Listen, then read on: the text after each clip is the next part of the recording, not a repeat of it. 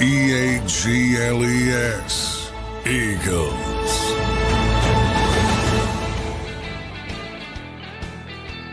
And welcome in, everybody, to a Tuesday morning edition of Birds 365 as we get closer to the NFL draft, just 16 days away here as the Eagles look to add some big additions in the draft this year with 9 overall picks right now. Johnny Mac, a good Tuesday morning to you, my friend.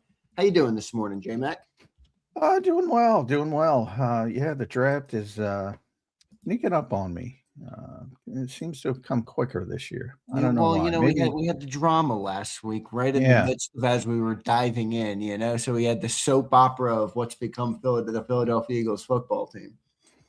Yeah, maybe that's it. You would think because the Super Bowl runs really take you deep into the off season. That it would seem to me this year seems quicker than last year.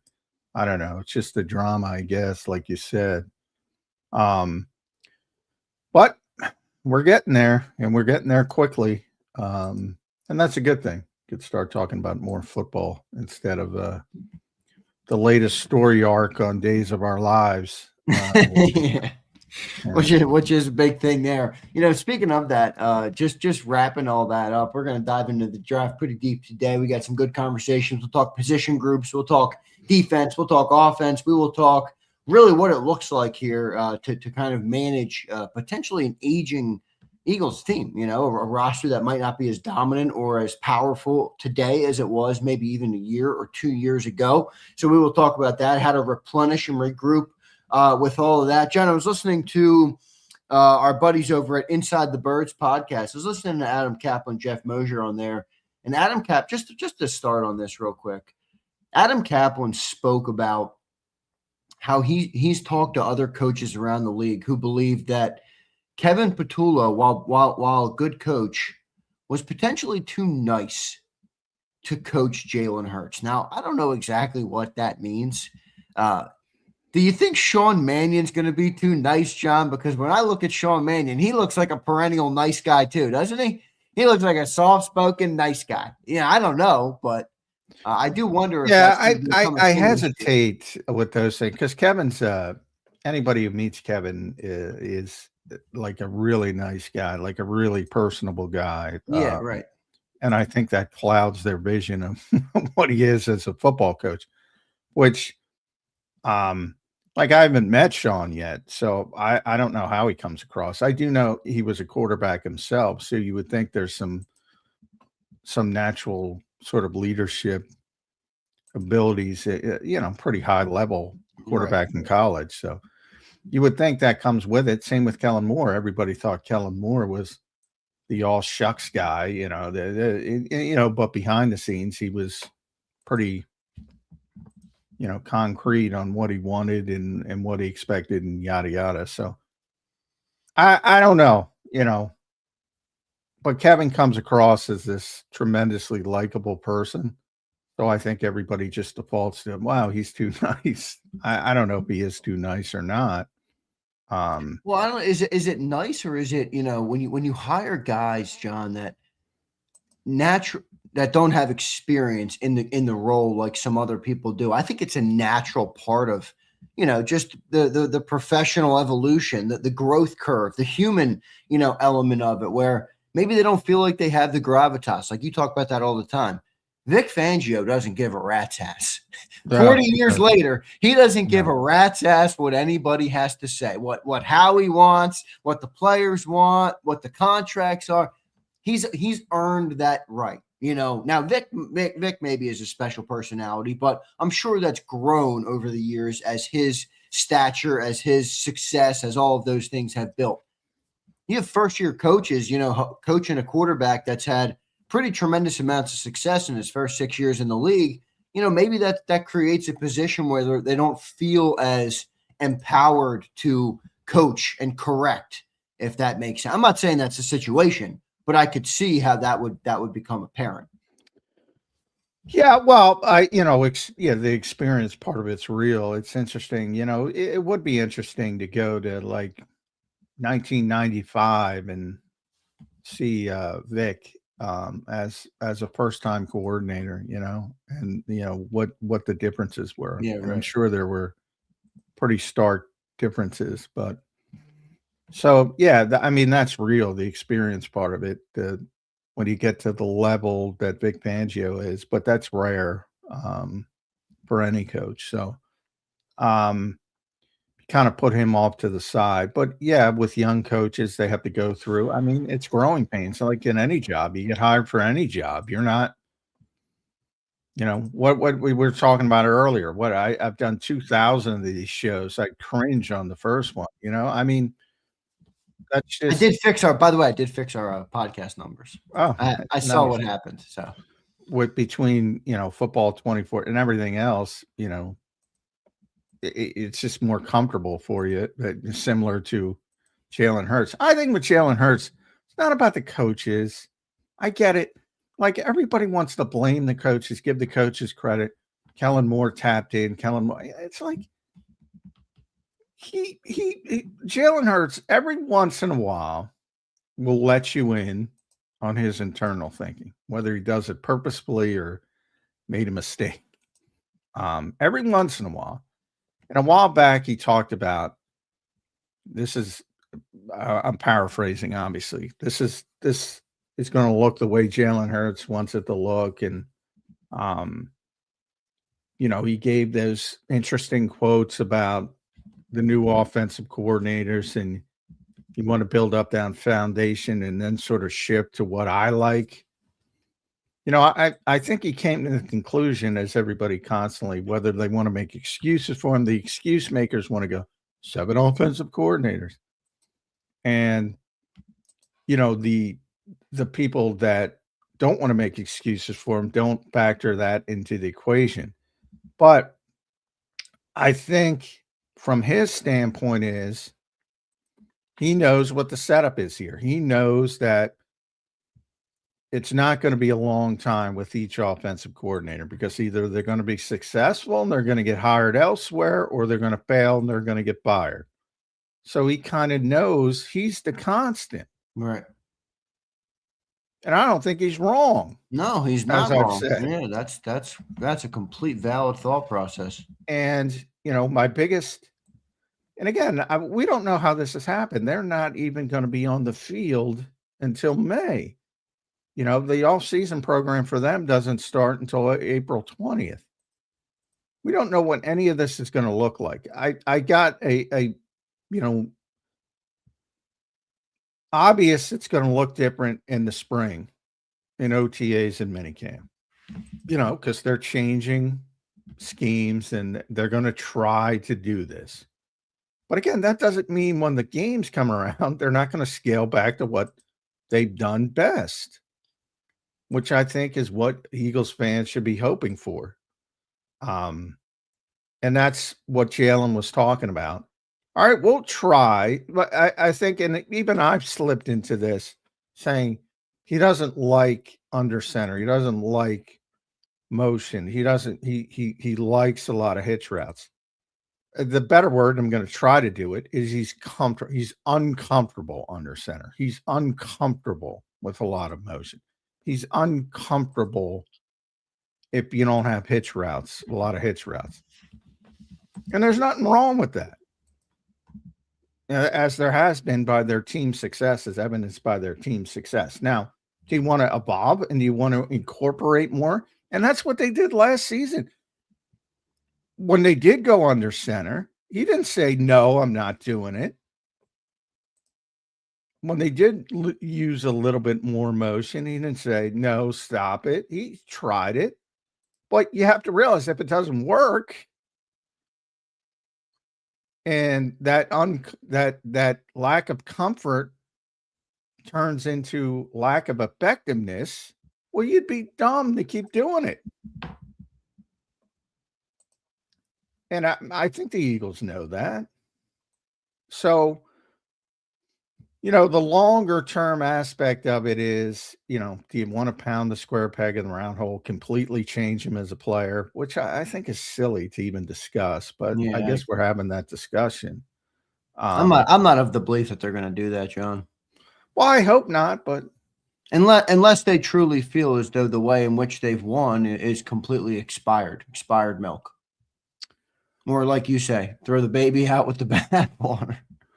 I mean, I guess it's possible. Doesn't make sense to me. They won 11 games last year. If the offensive line was a modicum of healthy, they're up to 12 or 13. Yeah, that's fair.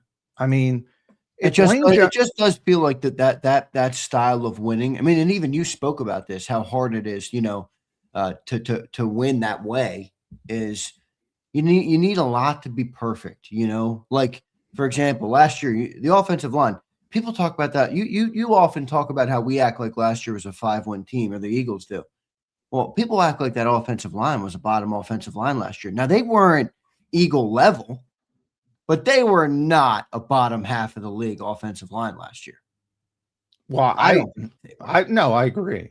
They were still very good pass protection. That's what I mean. Line. So they were unable to even overcome that, really to any level of. But they did. They won 11 games in the NFL. But the offense really struggled, and I think Well, the offense stinks. But that's the what offense, the offense is only good if the offense. My only pushback to that was the offense stunk in 2024. The passing offense. That's what we're talking about. Yeah, it right. Stunk in 2024. But People the offense worked because they it. had the run game, behind that offensive line. Which is why I said fix first down, and I think they believe that, and everything falls into place. Yeah, could be a good way to look at it. I think you're probably right about that, or at least I think the simplest answers are usually the correct one. I think it is here. Fix first down, and you're fine.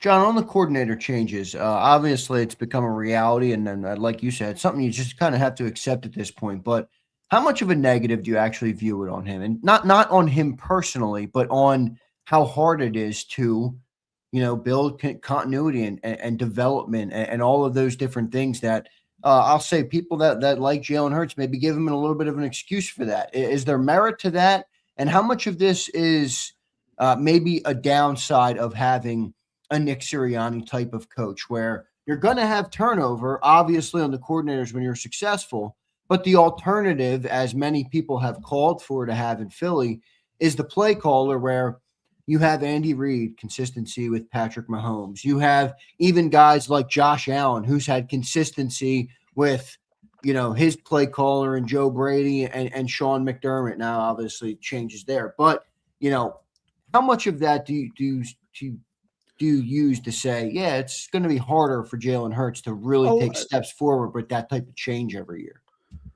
A little bit, but I'm gonna push back because Jalen himself has pushed back now that he's gotten older and he realizes, like one of the things I keep hearing when I listen to national shows, and I shouldn't listen, but occasionally they come across the timeline and I watch the clips, but I constantly hear of, wow, he's got 7 different systems. He's got 5 different systems. He's got bullshit. This is the exact same offense. With a little hiccup at the start, when Nick first came in, they tried to, implement a more traditional than week 7, whatever it was, week 7, week 8. They scaled it back. And then the little 4-game stretch with Kellen Moore where they tried to expand into something different, and then they scaled back. Everything else has been really similar. Really, really, really similar. So you don't have this vast, you're going from this wacky scheme to this wacky scheme to this wacky scheme. He's been the foundation that they built on. And it's looked very, very similar. Now, that doesn't mean it hasn't changed. It hasn't evolved. He's gotten better. He's gotten, just as we said, with experience with coaches. He's gotten more comfortable. And he's done things better. Obviously, last year, and really 2024, I think the risk aversion's gotten a little bit too much. But it's been very similar. So, yeah, I mean, look, if you had the same guy for 7 years and something similar that just keeps evolving, that's the best case scenario. But for those who want to say, oh, it's different every year for this poor guy. It's the exact same fucking offense. So, yeah, and there's great players around him. So I don't like it as a full excuse either, but I do think there is a degree in which it takes away, you know. And I don't know. I don't know enough to tell you how much that is. well, the feel, it's like, you know, use about, yeah, the chemistry part of it. You know, you get to know each other. If you have the same guy, that all that is real. And having that kind of upheaval hurts. I'm not saying it doesn't hurt at all, but the whole idea of they've had drastically different systems every year he's been the quarterback here is just false. I mean, how can anybody watch this team and say, "Oh, they're doing so many different things"? Well, I think the only thing, John, maybe to like the naked eye, maybe somebody that's not as, you know, intelligent on the game or as knowledgeable about the game as you would be like, well, the 22 offense wasn't the same. Now it was very similar, but for example, they used a lot of RPOs. They used a lot of that, you know, quarterback stuff that they don't really use that much anymore, if at all. You know, and Well, I think that's the run game part of it's a big problem, you know, because the RPO stuff, like I said, had to do with the NFL hammering. yeah, they down kind of on, legislated it yeah. almost out of the game, Yeah. but yeah. Not, I mean, they still do it, but you know, they get too many penalties. But excuse me, they, you know, the lack of the running impact in his position last year really hurt them. And I think, you know, people want, well, is that Jalen's fault? Is that the coach's fault? Is that the organization's fault? It's collaboration. It's a little bit of everybody, but everybody's got to be on the same page there. It's got to be back. Got to be back. I mean, I get it. You know, you're talking about shelf life. Let's say it's the organization. You're talking about shelf life. Well, now you're talking about moving on in 2027 if he doesn't play well, because you fucked up the shelf life because you took the +1 away. Exactly. Now, you know, if it's just Jalen, well, you got to convince him. And if he can't be convinced, then you got to start thinking about moving on. But that's got to be part of it. And I'm sure the coaches realize it. So I'm not as worried about the coaches. That's got to be part of it. I agree. No doubt about it. John, did you happen to catch the comment from Levante David, probably a future Hall of Fame linebacker from the Bucs, talked about when they played the Eagles? Yeah. When playing the Eagles, we tried to make Jalen Hurts beat us. What'd you make of that comment? Yeah, it's not. I mean, it's not remotely controversial. It shouldn't be. I know it was. I mean, yeah, a lot of teams go in and say, you know, that obviously everybody was trying to stop Saquon Barkley last year. You know, Steve Spagnuolo in the Super Bowl was trying to stop Saquon Barkley. So yeah, most people go in the game saying, all right, you know, it's pick your poison, you know, especially when Jalen's having a good game.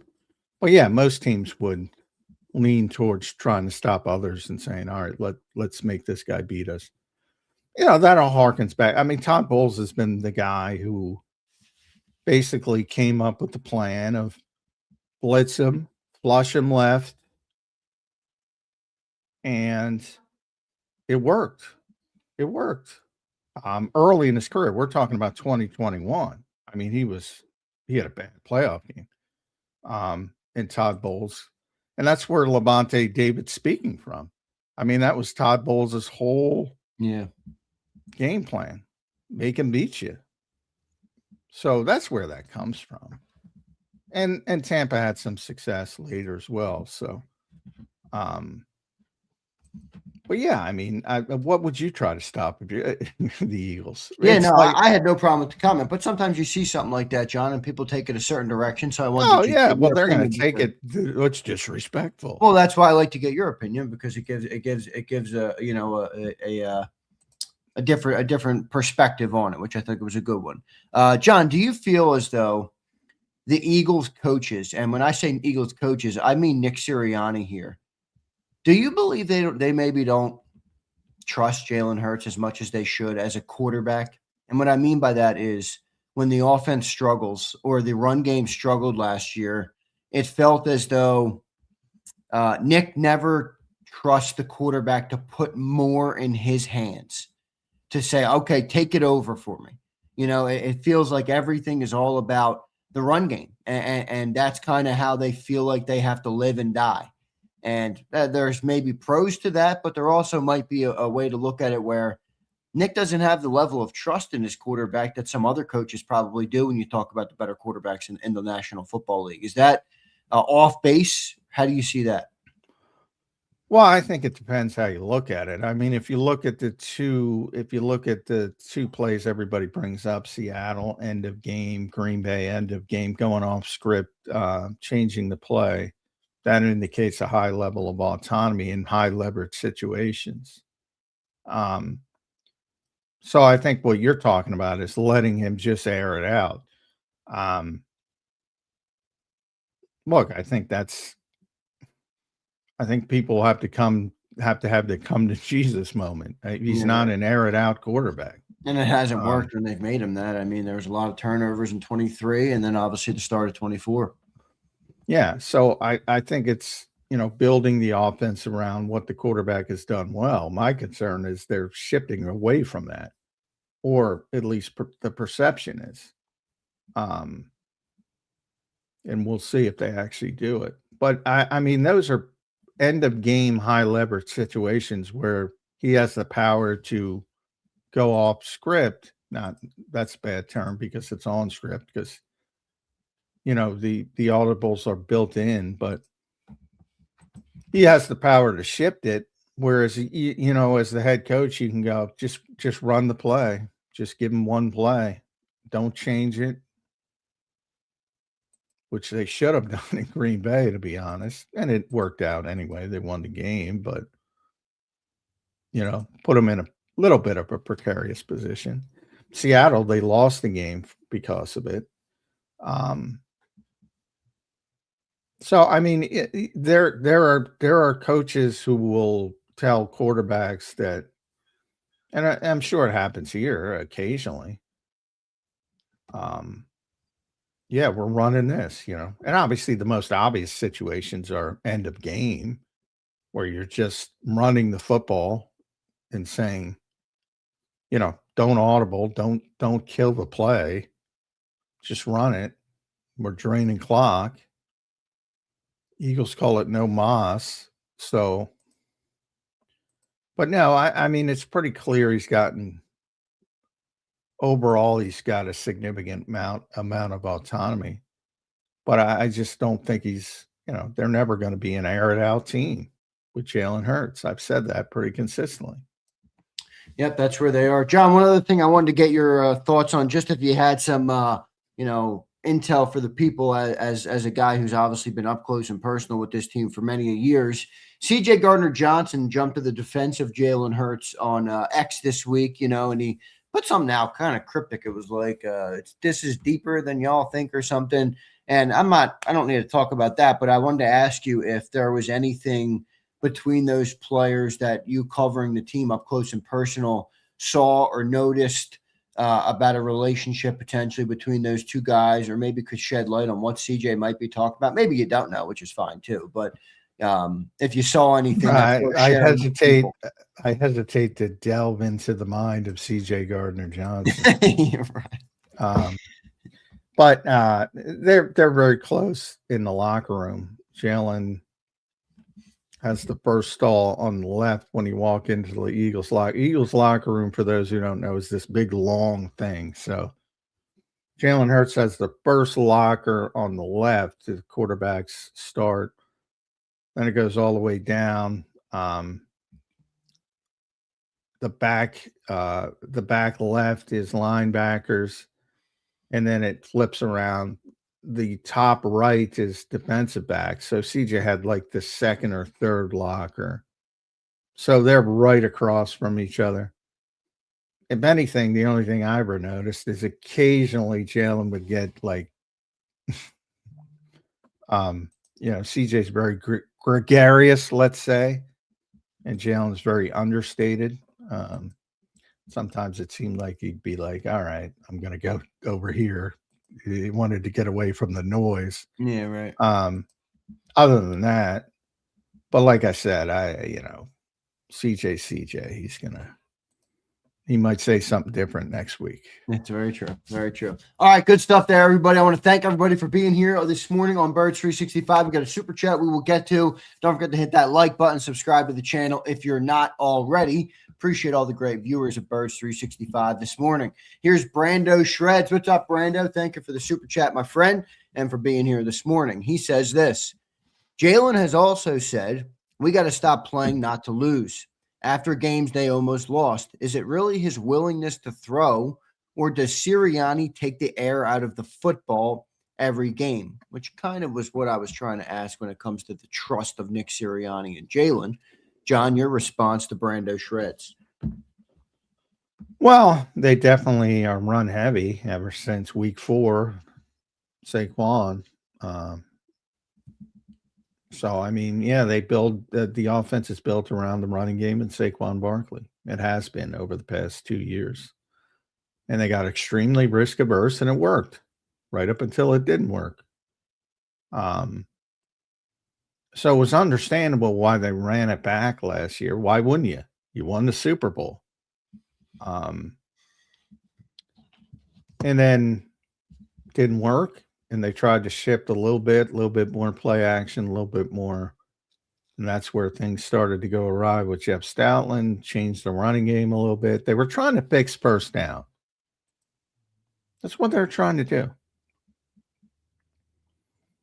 And ultimately, I think that's what they're trying to do this year. They're trying to pick, for all the talk about Sean Mannion. I wrote about this on SI earlier last week. For all the talk, it's all passing game. It's all passing game. It's all passing game. I think he's here to fix the running game. He's here to fix first down. Well, that's maybe even a bigger gamble than he's here to fix the passing game. I mean, the running game has been pretty damn exceptional for the last decade. I mean, you've talked about this. They were elite running game when they had Miles Sanders. Yep. Last year they were not. They had 41 negative runs from they Saquon did it, and that Barkley. was my point about the boy. They need a lot to be perfect playing this way. I mean, the offensive line takes one minor step back to somewhere closer to the middle of the pack, and it's like, holy moly, it's like hard to watch. Well, it is, because if 1st and 10 is 2nd and 12, like nobody's overcoming 2nd and 12, 2nd and 3rd and 12 consistently. Nobody. Like, pick your favorite high volume quarterback. Nobody's overcoming that on a consistent level. You have teams that can handle it better. No doubt about that. But nobody is doing well in 3rd and 13. It's just not the way it works. So they're trying to fix first down. And Nick sort of gave the little Easter game about everybody talks about Vic. He didn't say Vic, but everybody talks about all the junk that the passing game sees. And everybody's kind of used to that now because there's so many big copycats. So it's still not saying it's easy. But then he said, this offense helps you fix all the junk we saw in the run game. And I'm paraphrasing. That was his little Easter egg. He jumped in there. This better equips you for all that run blitzing, all the offset. Okay, we know Barkley's offset to the right. He's not going around Jalen Hurts to the other side. So you're what they did so well, opposing defenses, is they loaded the side he was offset to, and all of a sudden you have all these negative plays. Yeah, right. And this style, they believe, better helps you deal with that junk, so to speak. You think Saquon's the right back for that? We're going to see. Now, all running backs would prefer to run with the quarterback under center because it gives them more options. Saquon's talked right. about that before. Right. Now, my question is the wide zone, the stretch stuff. He's not the most patient runner, and that generally would be something you saw in the Super Bowl with Walker. Somebody very patient succeeds at that kind of stuff. So we'll see, but he's definitely better under center. I mean, all running backs are better when the quarterback is under center because they have more options. Even if the play is designed to go right, you can cut it back. You can do whatever. But if you're offset, you're limited. And that's what teams really picked up on and really took advantage of last season. If we live in a world real quick where that running game evolution or the thought process of Sean Mannion and this new offense, if it does work to the degree they're looking for, what changes do you expect in the passing game? Will they change it up? Will it be more hitch routes because that's what Hurts likes? Or do you expect a little bit more of that motion, moving guys around, things of that nature that happens in those Shanahan and McVay offenses? Not to the level that they do it, but a little bit more like that, a little bit more with Kellen Moore. They had a little bit more last year than the year prior, a little bit more last year even. So maybe a tick more, but not dramatic, I wouldn't say. And yeah, there's going to be a shitload of hitch routes and a shitload of four birds. So prepare yourself for it. That's the nickname they've dubbed Jalen right now is four verts Hurts. By the way, that is a staple of every NFL offense, as is a hitch route. These people are insane. I'm sorry. And I think it's so ironic because nobody has used four verts more successfully than the Green Bay Packers. Nobody. Now, because they had two Hall of Fame quarterbacks. Well, that doesn't mean it doesn't mean every moment for that is the right moment. As you've pointed out. Well, you don't want to run it 12-yard line or whatever the heck. You don't want to run it in condensed spaces with quarters coverage. But like I said, nobody. There's a shitload of Green Bay plays where they're scoring in the red zone with four verts. A shitload of them. Again, you're talking about Hall of Fame quarterbacks. And I'm not talking about Jordan Love, but they still do it. I'm talking about Brett Favre and Aaron Rodgers. They've been doing it for a long freaking time. So, obviously, if you know they're going to be in quarters, you're probably going to go to something else. But, the idea that it's this off the reservation play. It's like, what are you talking about? Like, it's a staple in every NFL offense. And hitch routes, my God. But the issue is a lot of college quarterbacks, it's a college problem. College quarterbacks throw to open receivers. That's what they're used to. That's what they like. Yeah, right. It's what every quarterback would like. In the NFL, you don't have open receivers all the time. And when they are open, it's very small windows and for very short times. And a lot of college quarterbacks have trouble making that leap to the next level because they haven't done a lot of anticipatory throwing. They haven't done a lot of throwing open.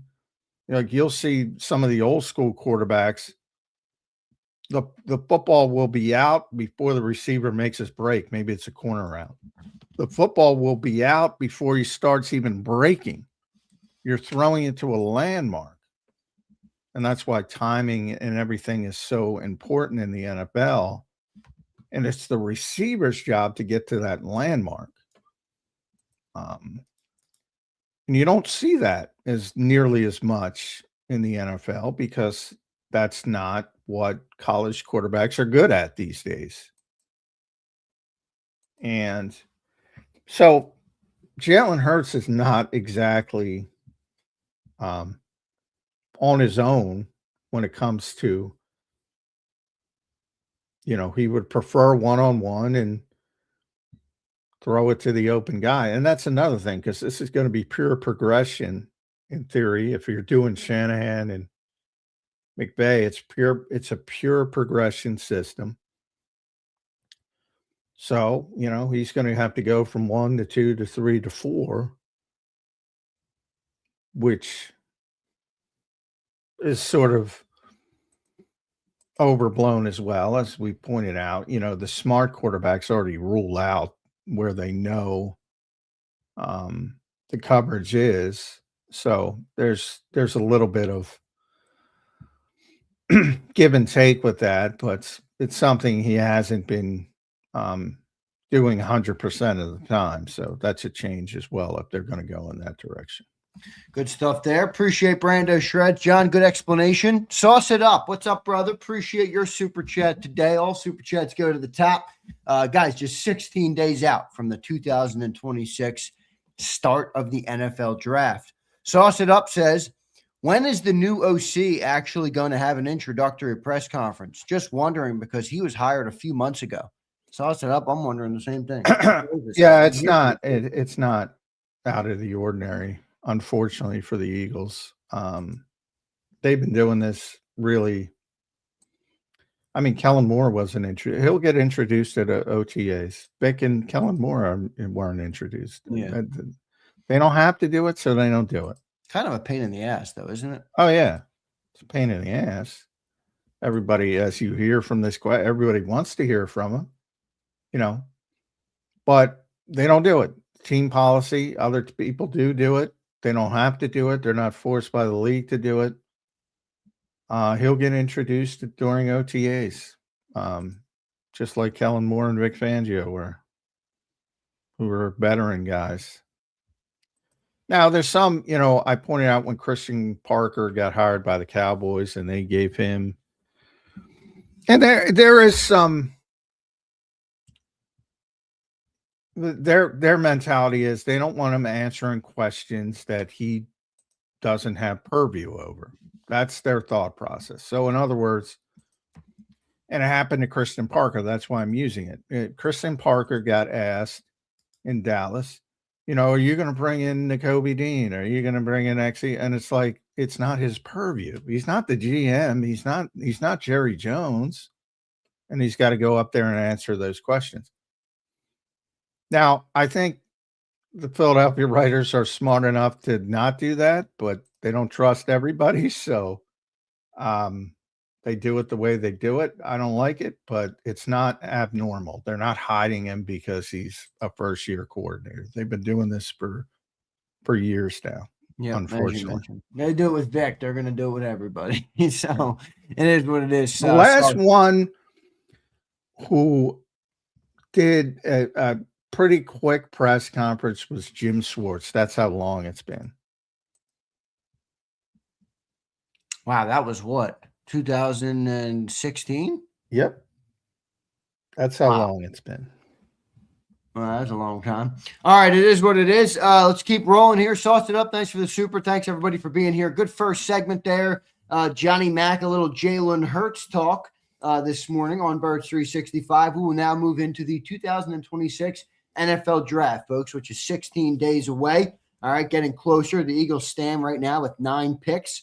4 of those in the top 100 picks, which means day 1 and 2. We will see what the Eagles are able to do in those rounds. Johnny Mack, moving in. What's the latest in Eagle Land when it comes to the draft? Any latest top 30 visits? Anything you're hearing from the inside or from a source of yours about what the Eagles' plans are or thoughts are going into the draft? What's the latest in Eagle Land as we're just 16 days out, Johnny Mack? A couple of new 30 visits, which I think I mentioned one yesterday. Nate Borkircher, the tight end from Texas A&M. So they're obviously heavily looking at tight ends. They're going to draft one at some point. Borkircher is regarded as more of a blocker, but he has some upside as a receiver. Didn't catch it that much at Texas A&M, but he would project to me as a day 3 guy. but he's another guy I think you can find. This draft is pretty deep at tight end. So you're going to be able to draft meaningful people on day 3 even. Maybe he's in the mix there. And then Traden Stukes, who's a defensive back from Arizona. He's interesting because he seems like a typical Vic Fangio safety prospect, played a lot of slot. Some people project him as a corner. Some people project him as a safety. I'm pretty sure Vic will project him as a safety. And he had an ACL tear, I think, in 2024, but he came back and played well. So I would think he'd be another day 3 guy as well, potentially.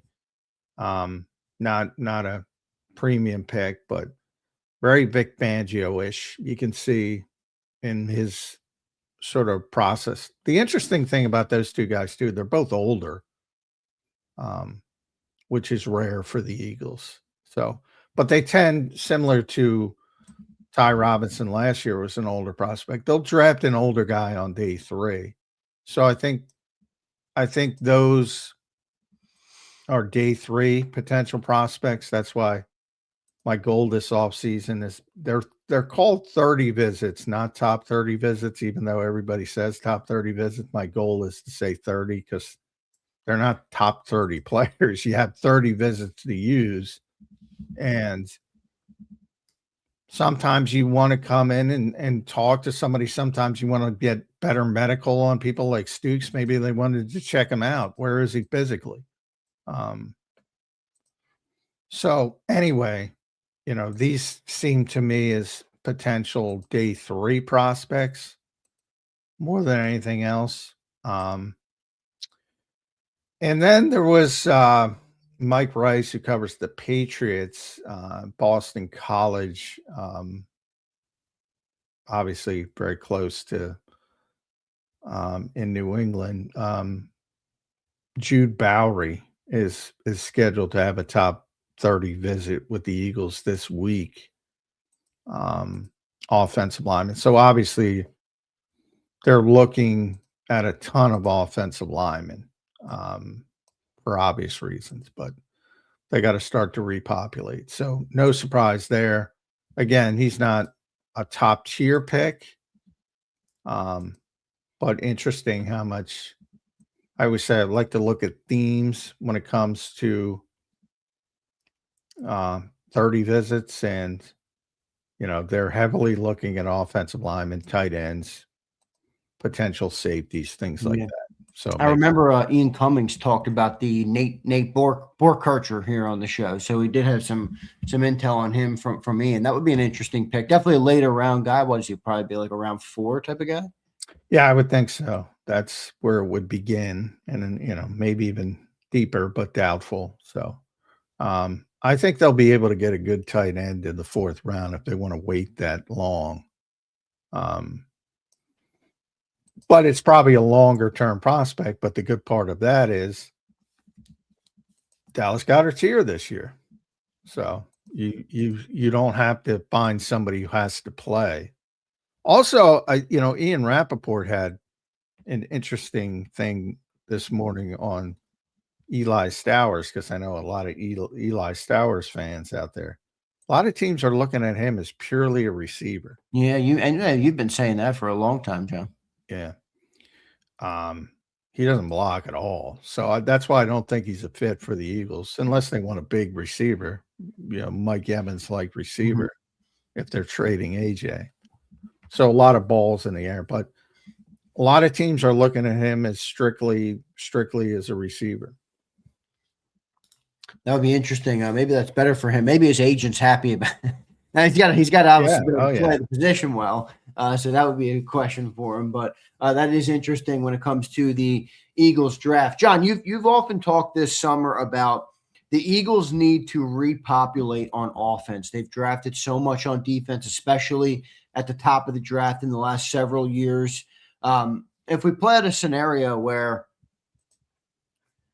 the offensive linemen that they want are off the board. And let's just say, I guess, the tight end, I don't think they're taking Kenyon Sadiq, so I'd probably rule that out anyway. I mean, do you see a world where they might take an edge rusher with that first pick? I mean, just because of the way the board falls, do you think it's more likely they would do that? Or would they trade out at that point if they didn't, because I'm trying to think of like what offensive positions would they draft with that first pick? Now, I know the first pick doesn't mean the whole draft, obviously, but that's the one that gets the most focus. And we've talked about repopulating the offense. Outside of offensive line, what position would they really draft there, on the offensive side of the ball? To me, it feels like offensive line or bust. So if they're gone, what do you see the pivot being for the Eagles? Well, they could draft. I mean, you take a look at somebody like Bowery, who they're going to visit. He's not a first round pick, but he's got a high ceiling, so he's very toolsy, so to speak. So all of a sudden, because they do need an edge rusher, if they can't get Jonathan Grenard, trade for him or something of that nature, or trade, or put Max Crosby back at the whatever way you want to go, and they can't get that player, maybe there's an edge rusher they would prefer. I do think wide receivers in the equation, because remember, Howie knows what he's going to do with A.J. Brown. So when you're talking about what positions they could take, wide receivers still in that equation in the first round. Now I don't think they will, but there's certainly an opportunity. I don't think they would take a tight end. And really there's only one, and that's Kenyon Sadiq, which a lot of people would like. I don't think they'd go there. And I'm telling you, Vega, the Penn State kid, and I'm only calling him Vega because I don't know how to pronounce his last name. I'm guessing it's Oanani, but whatever, Samoan. Yeah, I think he's the best offensive lineman in the draft. I think if he's at 23, they might take him. Yeah, I could see it. And most people project him as a guard. So would that be a guy that would potentially ride the pine in year one? No. I guarantee he'd beat out Tyler Steen, or if Landon isn't healthy, he could just slot in for Landon as well. But yeah, he's really good. And he's my safest player of the draft. He's really good. I guarantee he's going to be a long time starter in this league. So that wouldn't surprise me. Now, I don't think he'll be there at 23, but again, because he's not projected by most teams as a tackle, he might fall. Or that might be the guy you move up to get. A little bit, not a long jump up the board, but Howie's recent history is he'll go up and get a player. So there's other options than just tackles. And I do think if it comes down to you look at the mock draft industry, it's become a cottage industry. Ian Acker seems to be the guy everybody's settling on. Boy, that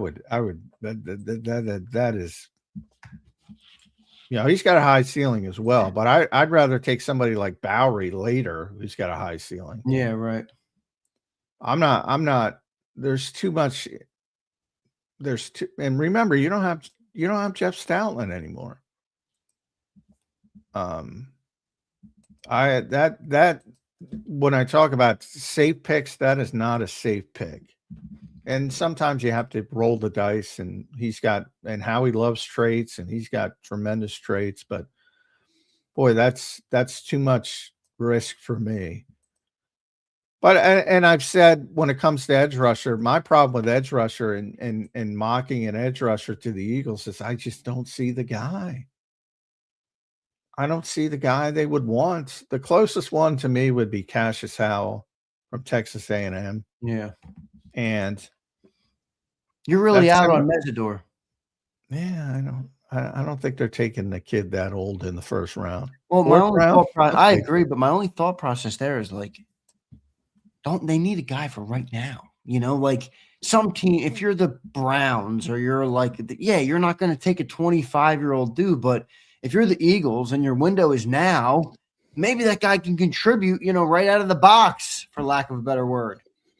Well, and that's the second thing. I don't, any of these guys. I mean, I said they need a centerpiece. They don't need another rotational guy. And that's why I think they need to go to the veteran route at edge rusher. But, if you can't get it done, you can't get it done. Trayvon Walker just got an extension. Yeah. $25 million. Yeah. My guy, I wanted Trayvon Walker, but good for him. 20. So that's your minimum that's the minimum Grenard would take. The minimum. And that was pretty low considering he was a first overall draft pick. I thought it was, what I mean? Jordan Davis got more than that. So you're say you have to give up 60. Where are they picking? Because Minnesota's a mess right now. They don't even have a GM. They have an interim GM. So maybe you could take advantage of them. There also might be the other side of that where they've been instructed as interim to not move any pieces without explicit approval from the owner or whoever, whatever. Well, the owners are even worse. So, yeah, I mean, that's so maybe you could take advantage of them and convince them to take the 68th pick. You don't want to give up the 54th, so maybe you can get them to take the 68th pick. So you have to give up 68, and you have to pay the guy at least $25 million. That's still pretty significant. But I do it from the Eagles because they need a centerpiece. They don't need a contributor. That's my concern with edge rusher is that the only two guys that to me that could be difference makers right away are going to be long gone, and that's David Bailey and Arbel Reese. Long gone. And the other guys are like the TJ Parkers, the Messidors, the Falks, the Howells. You're better off waiting for Jacobs or Height, Romello Height, who they had in for a 30 visit, Mason Thomas, Zion Young, or Mizzou guy. He's all over the board. He might be a first-round pick. He might be a third-round pick. Too. Yeah, all over. Eric Moore from Michigan. Those guys can contribute as well. So what's the difference in my mind? That's how I look at it. And the AJ stuff, they need a receiver anyway. So, if you love Omar Cooper Jr. that much, take Omar Cooper Jr. Yeah, like the Bucks did. They took the kid last year and they still had Godwin and Mike Evans, and now he's going to have a bigger role going into year 2. Yeah.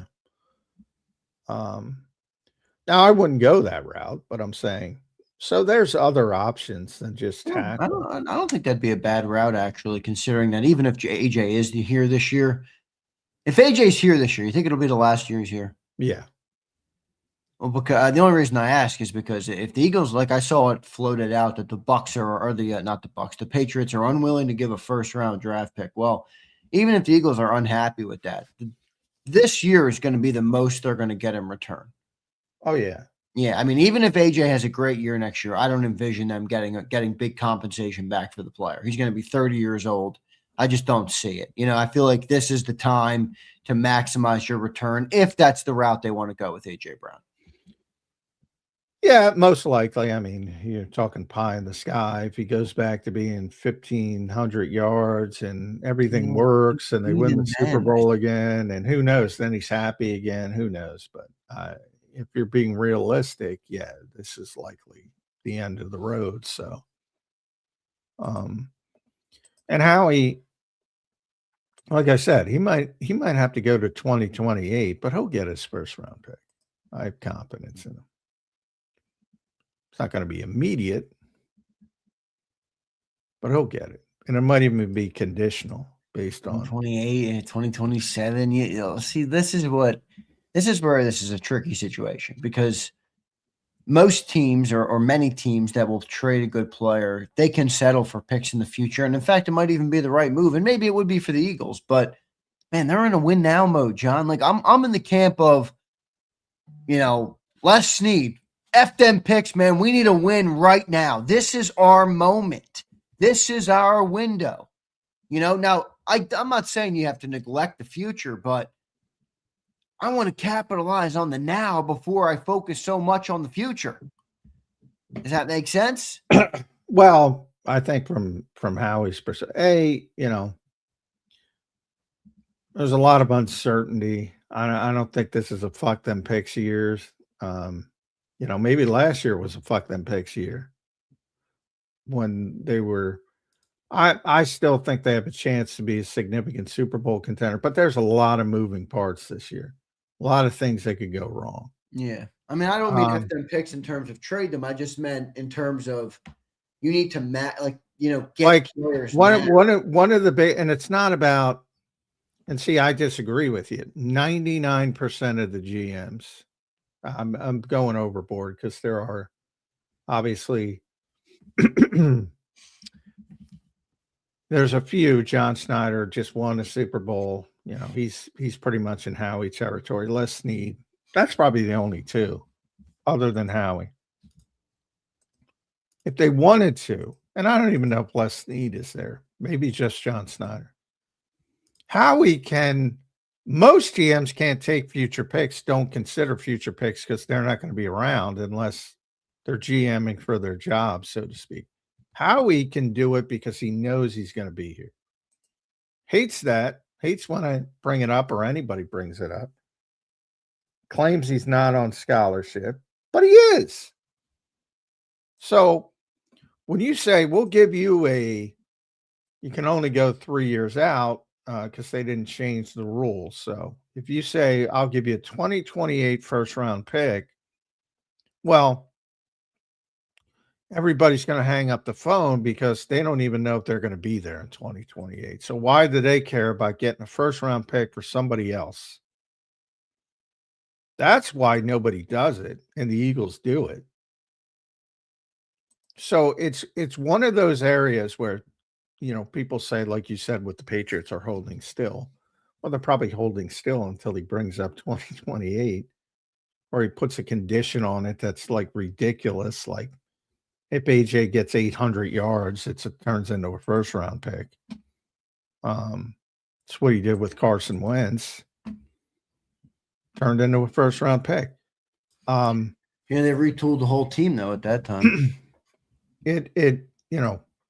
He has the luxury that others don't have, and he takes advantage of it because it's from his standpoint, it's devalued because of the way everybody has to approach their job.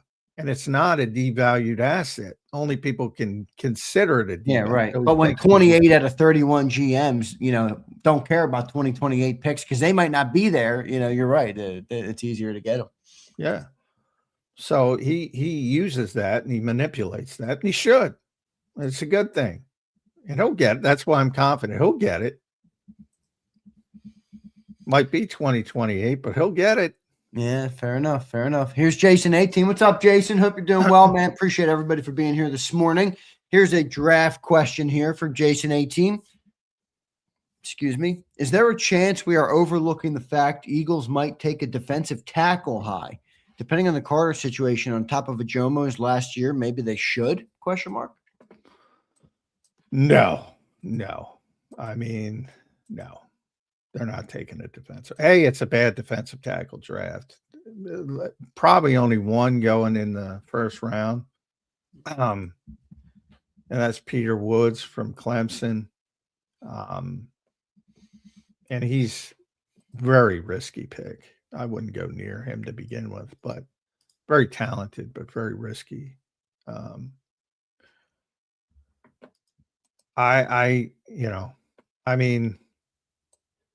They're going to sign Jalen Carter.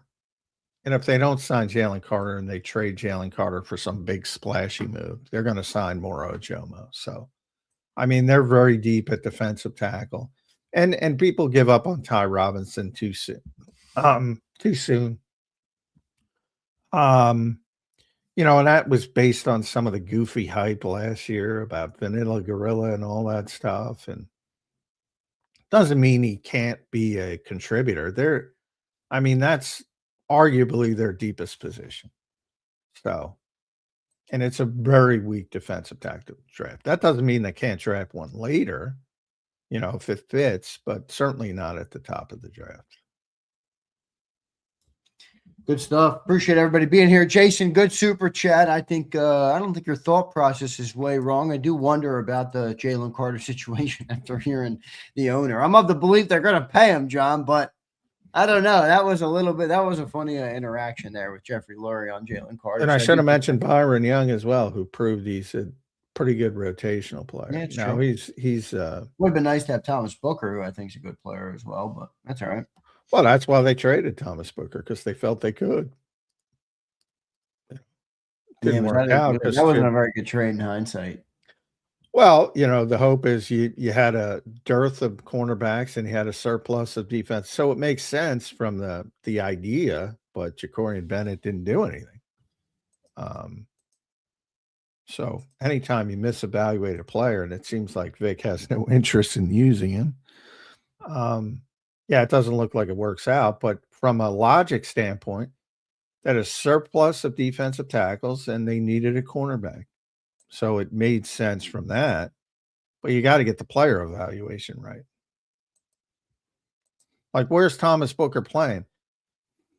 If Byron Young's beating him out, and he was going to beat him out, you're not cutting Ty Robinson. Now, would he be better than Ty? Yes, but to the people of the meritocracy people, you're not cutting your 4th round pick. It just doesn't happen. So there was no spot for him.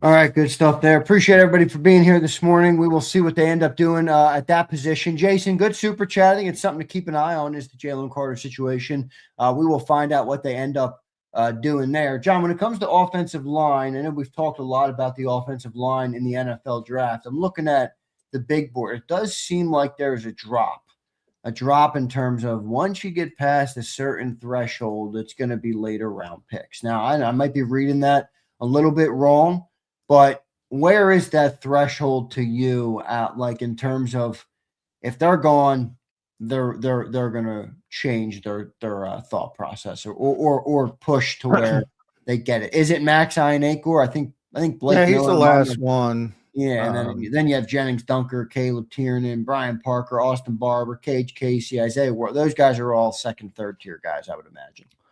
Yeah, I would think Tiernan is pretty high level tier 2 guy. And then you drop and then you drop off to the Austin Barbers of the world. Yeah. Where do you think Jennings Dunker comes in? Well, I think he's more of a guard. So a lot of that, do you have, like, guys are going to project guys at a certain position, like Tyler Steen. Right. I don't think, he's a college tackle that was projected to guard. I don't think there's too many teams that are looking at Jennings Dunker as a tackle. He could play it if he, in an emergency situation, but I think anybody drafted him, and he's a good player, and he's going to get drafted day 2. But I think anybody drafted him is drafting him to be a guard. So, and then Pregnon is a guard in most people's eyes. The kid from Oregon, Chase Basanis from Texas A&M, guard. So when you look at tackle, to me, the players, and I'm keeping Fano a tackle for now. A lot of teams are looking at him as an interior player, but I'll keep him there because he's so good.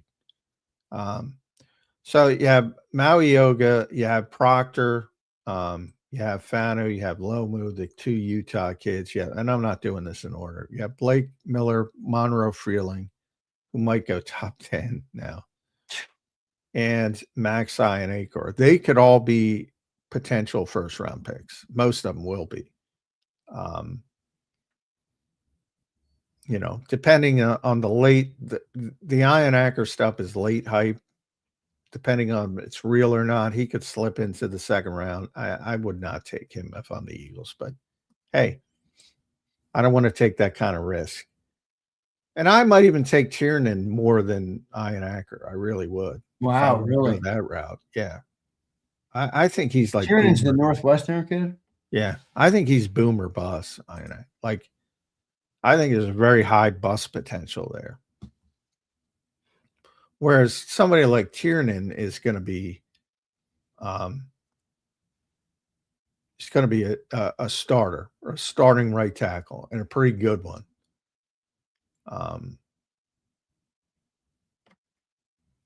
So if you want value, take that kid in the second round. And he can say, and then if he's a second round pick, you're like Cam Jurgens. Nobody has, well, some people will have a problem because some people have a problem with Cam Jurgens sitting, but city year behind Lane Johnson. Then you got some 6'8", 330-pound monster ready to go if Chris Cooper does his job.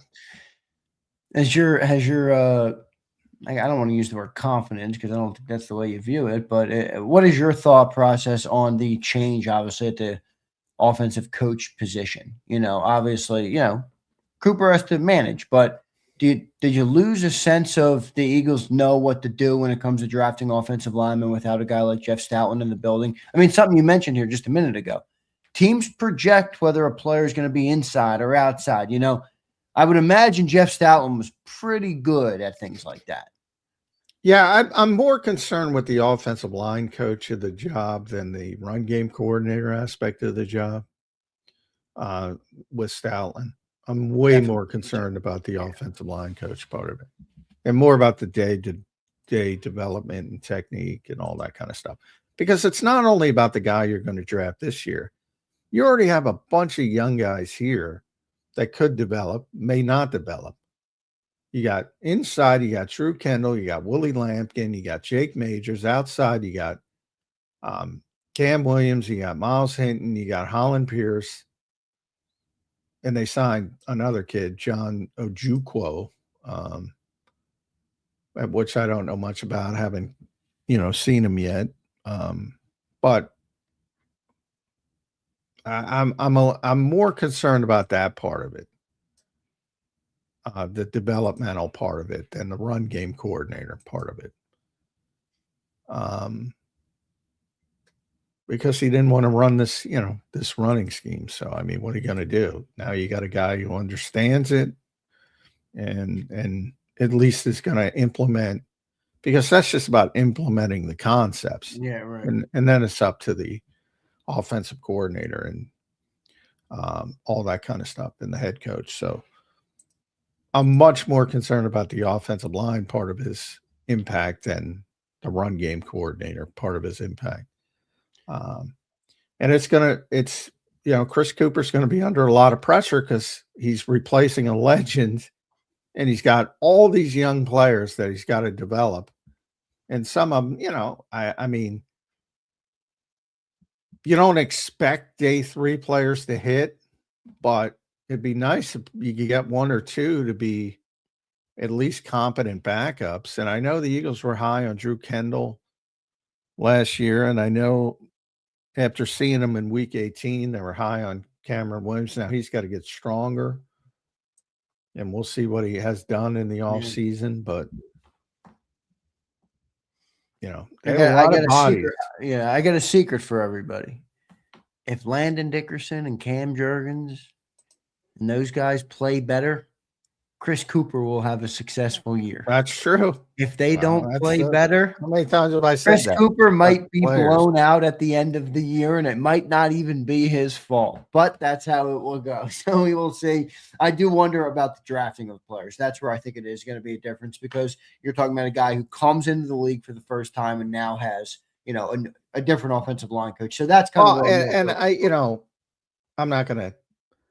I don't think Chris Cooper's going to be as involved with drafting as Jeff. Yeah, I don't think he's going to be involved at all. But Exactly. he is going to be the first guy to get his hands on. I don't want to be that harsh, and I'm sure Howie will take into account, but he's not going to have a big impact. So don't blame Chris Cooper for the draft picks. I'll tell you that right now. It's not his fault. Well, excuse me. He is the first guy getting his hand on him, John, to coach him up. So, the immediacy, the people saying, "Oh, he stinks," when he gets drafted, whomever gets drafted. I'm saying the immediacy. Yeah, obviously, when he gets his hands on them, it's his job to develop them the best way possible. I'm saying on draft night, if you don't like the pick and it's an offensive lineman, don't blame Chris Cooper. That's all I'm saying. Fair enough. Good segment there. Appreciate everybody being here. It's going to continue our draft talk, but switch over to the other side. Don't forget to hit that like button today, guys. Appreciate all you guys being here. Big thanks to Fritz Bianculli Law Firm for sponsoring Birds 365 today and all year long. We appreciate them. And Brian Fritz, one of the best attorneys in Philadelphia, and just an all-around great guy as well. So appreciate Brian Fritz. Appreciate the Fritz Bianculli Law Firm. John, let's switch over here for segment number 3 to the defensive side of the ball, and we take a look at this defensive side, and I think safety, obviously edge rusher, is a big conversation here.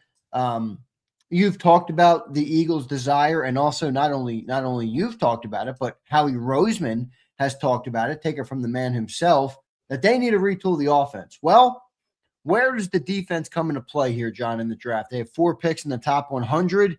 Is it one of those picks? Is it 0 of those picks? How do you see the Eagles managing that? Because they do have more holes, I would say, on the defense right now than they do on the offense. That's not to say they don't need to recoup the offense, but safety, edge rusher, it does feel like there's more spots there on defense to potentially improve or get an immediate impact type of player. Where do you see him going? How do you see him handling the defensive side of the ball when it comes to the NFL draft? Well, I think, I always say day 3 is anybody. You just take the best player on your board.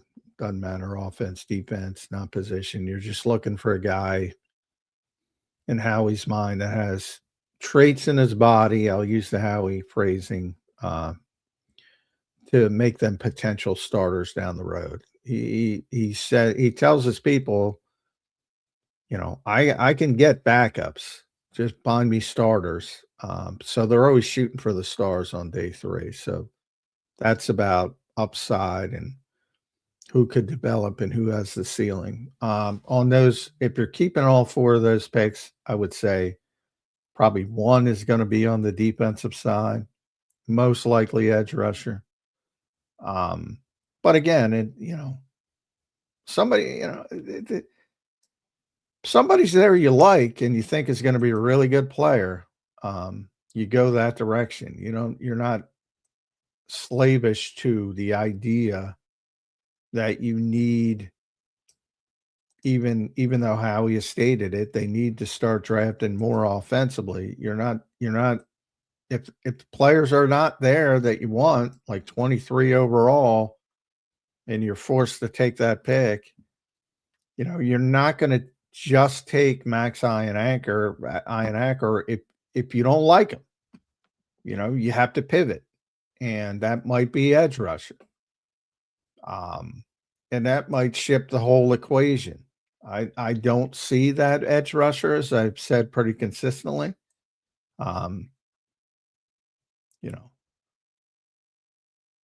Maybe Reuben Bain because of his tiny arms. Maybe if he falls, and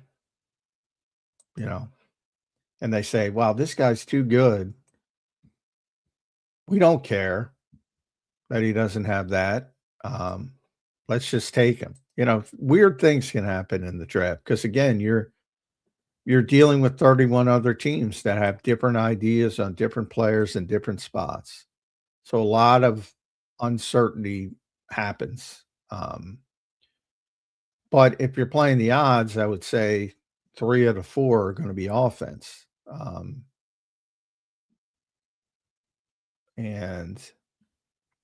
But that's just an odds play. Fair enough. Good stuff there. We'll see what they do on defensive side of the ball. What do you think, John, is the biggest pressing need right now? Is it edge rusher on the defensive side of the ball? Yeah, I think so. I think they could make do at safety, partially because of big scheme. Yeah, me too. Partially because you already saw Marcus Epps last year. It was okay. It wasn't great. You want to get better. They think Michael Carter can do it, who's a veteran player. I think he could at least make do it. And they might have the best cornerback trio in the NFL if Reek Woolen holds up.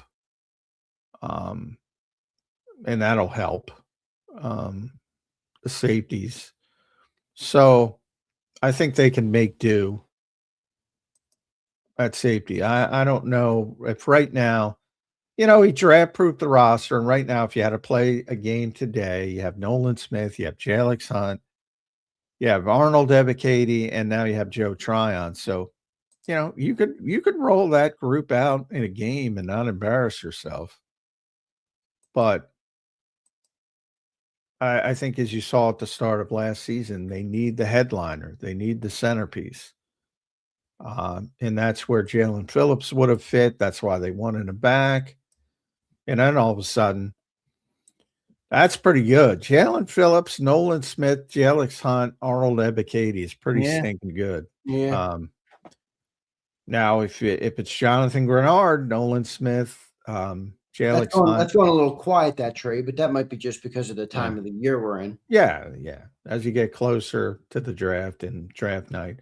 If Grenard's getting traded, he's getting traded on draft night or before, slightly before. Because Minnesota will want the pick. So, that's pretty good if you can pull off that trade, the group. So there are different ways to do it, but they need a headliner on the pass rush. And that's pretty obvious. Do you think we're writing off Nolan Smith maybe a little too quick, John? Well, I'm not writing them off, but I mean, I do think you're not writing them off, but it seems like we're writing them off as a headliner, as you just said. Well, I don't think you can count on him. Yeah, I don't either. To be a headliner, but I think he's a very good player. Ironically, because of his size, I think he's a better run defender. He's unbelievable, setting the edge. But that's part of the physicalness, the physicality of it being 238 pounds or whatever he is. Part of the reason he gets hurt. You're mauling with 330-pound tackles, and all of a sudden you tear your triceps. Things like that happen. No, I don't think he can be a headliner. I don't think he could be a top tier, number one pass rusher. But I mean, he was the 30th pick in the draft. Do you really expect that from the 30th pick in the draft? That's like a top 10 guy, And guys develop. I think most people do. Yeah, to answer your question, man, that doesn't mean they're right, but I do think they do. 30th pick, first round. Well, that's rare. I think they want that guy to pan out. They want that guy to be a headliner. Well, I mean, I think he already. I like if Nolan Smith never plays. I look at it differently. If he never plays another game again for the Philadelphia Eagles, which is not going to happen, it's already a successful pick. I mean, his run at the end of 2024 and in the playoffs was unbelievable. Already a successful pick. I mean, yeah, people have those expectations. He's a first-round pick. Joe Tryon was the 32nd pick.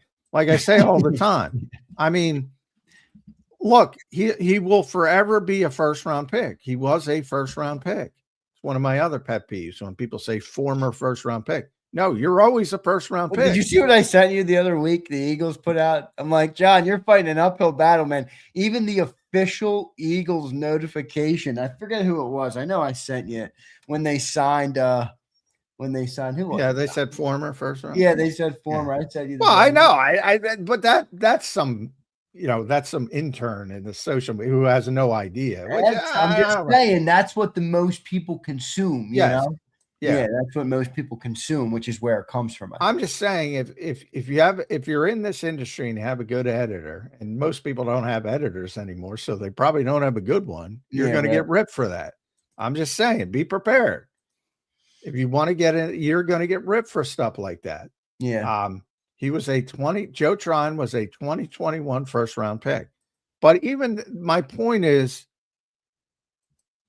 my larger point with Joe Tryon is he wasn't supposed to be a first round pick that year. But, Tampa Bay wins the Super Bowl. They say, all right, this kid's got a big upside. We got some we got some, goodwill in the bank. Let's take a shot. But now he's a first round pick. So the expectations are elevated. And obviously he didn't live up to them. So he's 2 spots off of Nolan Smith. It's like, and Nolan's a little bit different because he was expected to be a first round pick. Some people even had the Eagles taking him way up at the top of the draft. There was a lot of uncertainty about where he would go because of the lack of size, but everybody knew he was a good player. So I'm not comparing them player wise, but just from the first round pedigree wise. I mean, if you're expecting that at a 30th overall pick, headlining pass rusher, you probably got to temper yourself. Yeah, well, I'll give you some data here that would maybe back up what you're saying, and then one counter. Myles Garrett was the number 1 overall pick. Aiden Hutchinson was the number 2 overall pick. Micah Parsons was the number 12 overall pick. Will Anderson Jr. was the number 3 overall pick. Now, how about this name, John? Maybe the exception. Max Crosby was like a 4th round pick. Well, wait. How about this pick here? This might be the exception more than the rule. TJ Watt, drafted 30th overall. Pittsburgh Steelers. Can Nolan Smith turn into TJ Watt? I don't think so. No, I don't think so. No, and there's other. Trey Hendrickson was not a top tier pick. Max was not. Daniil Hunter was a 3rd round pick. I mean, it happens, but, I'm saying the expectation is not realistic. Obviously, Tom Brady, we know Tom Brady was 199. Jason Kelce, it happens, but you can't expect it to happen. That's all. Guys develop and guys, I mean, it's easier to find the Myles Garretts of the world than the Aiden Hutchinsons of the world at number 1 or number 2. Yeah, I mean, it's easier to find Will Anderson in the top 10. It's easier. This year it's David Bailey and Arvell Reese. They're going to be top 10 picks. Do you think now David Bailey and Arvell Reese are obviously both very good players and they're going to go at the top? Do you feel like they have the chance to be one of the names I just mentioned as a top pick like that? Yeah, but I still think it's unlikely. Me too, because obviously becoming one of those players is, in its own right, unlikely. And it's not the best year at the top. I said I only have 2 blue chip players, which is. I'm surprised you don't have Bailey as a blue chip. No, because I don't. Blue chip means blue chip to me. I used to have this argument with Jody. I would say, however many baseball teams there are now, I think 30, whatever. So by definition, you have 30 number 1 starters, but you don't really have 30 number. There's like a finite amount of aces, true aces. Might be 10, might be 12. It's not 30, but somebody's got to be a number 1. And that's why I say, most years, and we're going to have Devin Jackson back on Thursday. We got to get Ian back as well. And I should have asked them this by now. How many real first round picks are there? And by real, I mean, how many people should go in the first round? Yeah, right. It's usually about 16 or 17, usually in a good year. I don't even know if it'll be that high. And then how many blue chip players? And to me, it's Love and it's Caleb Downs. Interestingly, at two positions that are typically not valued, at least at the top of the draft, by NFL teams. So that factors into it. A lot of people put Sonny Styles. Ian put Sonny Styles in there. Ohio State might have 3 first top 10 picks, by the way. Because I could see Downs sneaking in the top 10. And I think actually 4. They're not going to be 4, but I could see Downs going to one of the NFC East teams. I mean, I could Arvell Reese and Sonny Styles are going top 10. Like, I'm very confident. And Downs and Tate could sneak in. Probably not both of them, but they both potentially top 10 picks. So anyway, but as far as true slam dunk blue chip players, I think there's only 2 of them. And then real first rounders, I got Love. I'm looking at my list. I got Love. I have Bailey, Caleb Downs, Arvell Reese, the kid from Miami, Maui Goa, Reuben Bain, another Miami kid. So what are we up to? 1, 2, 3, 4, 5, 6. Sonny Styles, Mansour Delane from LSU, the corner. Carnell Tate, Tyson, even though I don't like him, Jordan Tyson. Yeah, I'm not a huge fan either. I think Proctor's a legitimate first round pick. I think Peter Woods is. Fano is. I don't know. I'm not counting. But and the only 2 blue chips you got are Love and who was your second one? Downs? No. Oh, and Vega is in there. But I don't even have him. He's the safest, but I don't even have him in blue chip. No, you only have 2 blue chips, right? You have Love and who was your second one? Was it Downs? Yeah. Jeremiah Love, Caleb Downs. And I think the safest pick is Vega Owenani. Dylan Thieneman, I think, is a real first round pick. Yeah, me too. I like him. CJ Allen. I don't even think Fernando Mendoza is. I don't. Well, they just paid Kirk Cousins.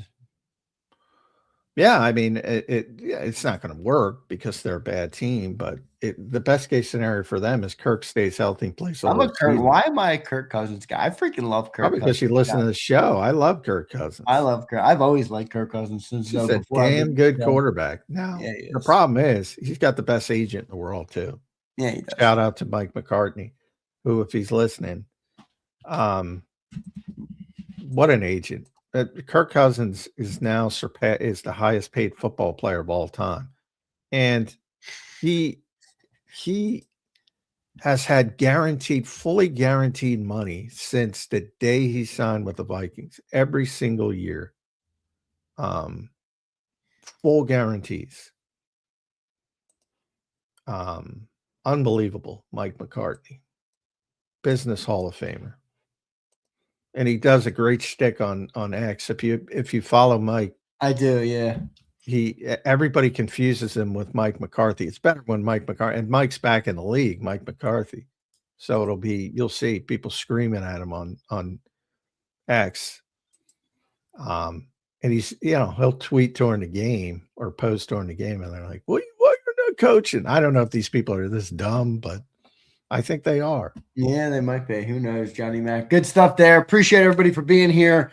John, when it comes to those top 100 or those 4 picks in the top 100, give me a guess. How many are defense? How many are offense? Eagles? Yep. Yeah, 3 offense, 1 defense. Okay.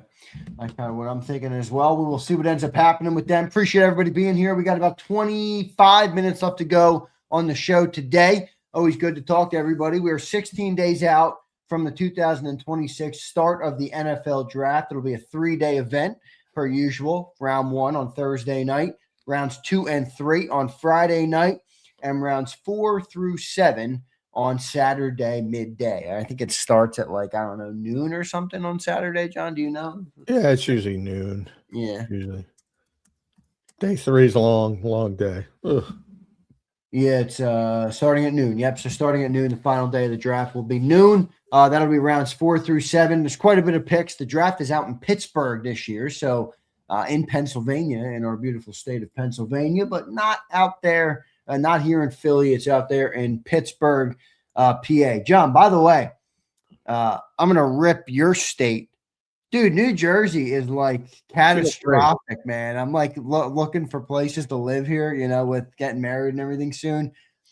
What the heck? New Jersey is worse than New York and California, dude. What the heck happened to that state? Oh, it's awful. Yeah, we're awful. That's why people are fleeing. Yeah. And you see the numbers. The property taxes are awful. I mean, when you get closer to New York, it's just, ton of rich people up there. So yeah, because they all work in New York. Yeah.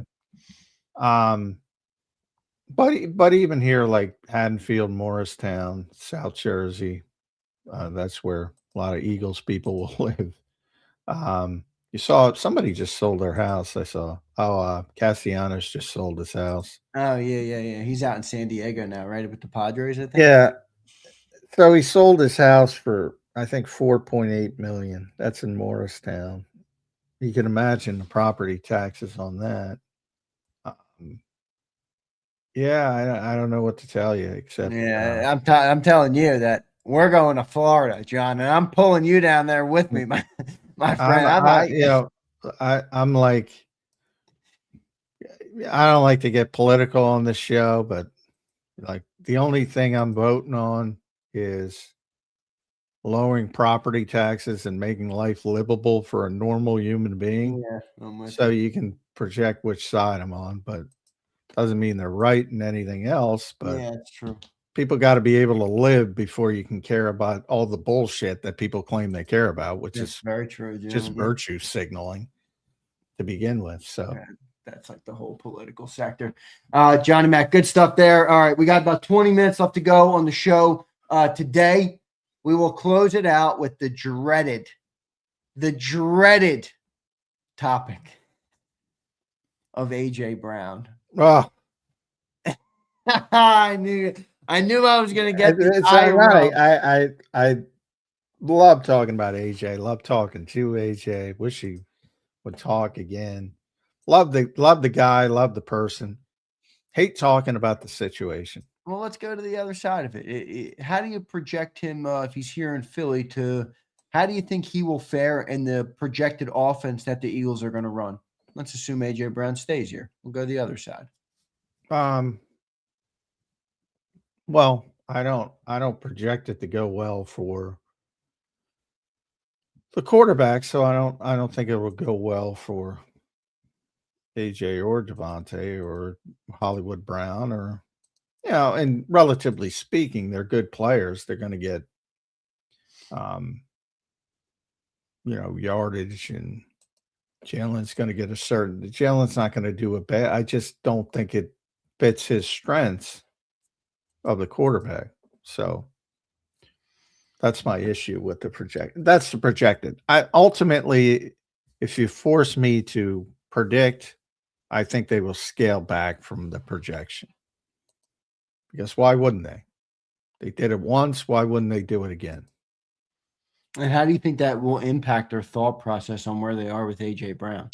Well, I think they're already out that they're going to trade him. I think that's done. I think the only the only talk going on right now is the weird group that thinks we're lying to them. Well, I mean, they can live in their fantasy. It doesn't mean Well, AJ Brown. I'm Yeah, it just doesn't mean saying. AJ Brown's definitely going to get traded, but it also doesn't mean that it's all smoke. I mean, it's not. There, come on, there's some. No, There's well, some, that's what I'm saying. I mean, yeah. they're definitely trying to trade him. Now, again, Howie, the only way he's back is Howie's stubbornness. That's the only way he's back. Well, the thing I laugh about is like, John, if the media didn't exist, if our show didn't exist, if sports talk television didn't exist, and you only had the information of what you watch, you still might think AJ Brown's getting traded. The guy was whining and complaining all for 2 years in a row.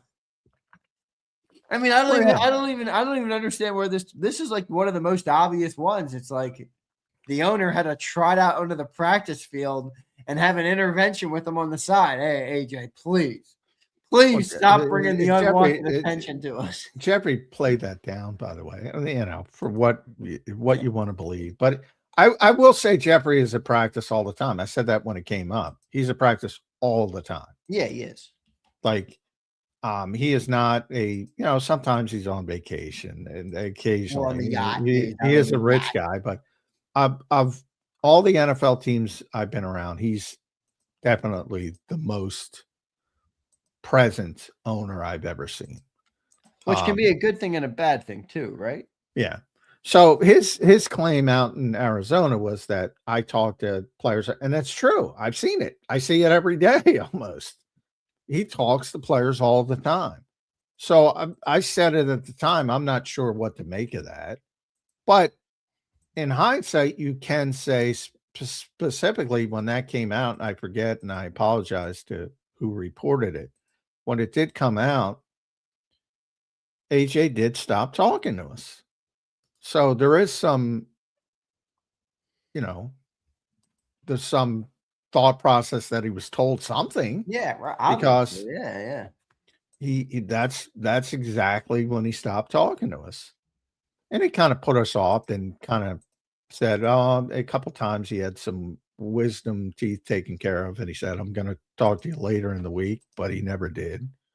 So, I mean, if you're just going on the result, clearly something happened where and I don't think it was do not talk to those guys. I think it was more of, if I open my mouth, I'm going to say something, because he tends to tell the truth, and he just took himself out of the process, so to speak. So I think there's some truth to it, but Jeffrey downplayed it. And I can say he does talk to players all the time, and he has dinners with players all the time. That's true. So yeah, that part of it, I don't think is that big of a deal. But as far as, look, they're trying to trade him, and they're probably going to trade him after June 1st. And right, probably not the draft, right? Like, do you think I think at this stage, more likely they can do it. They can fit it. They want to, they're still having meetings every day. They're bringing in players.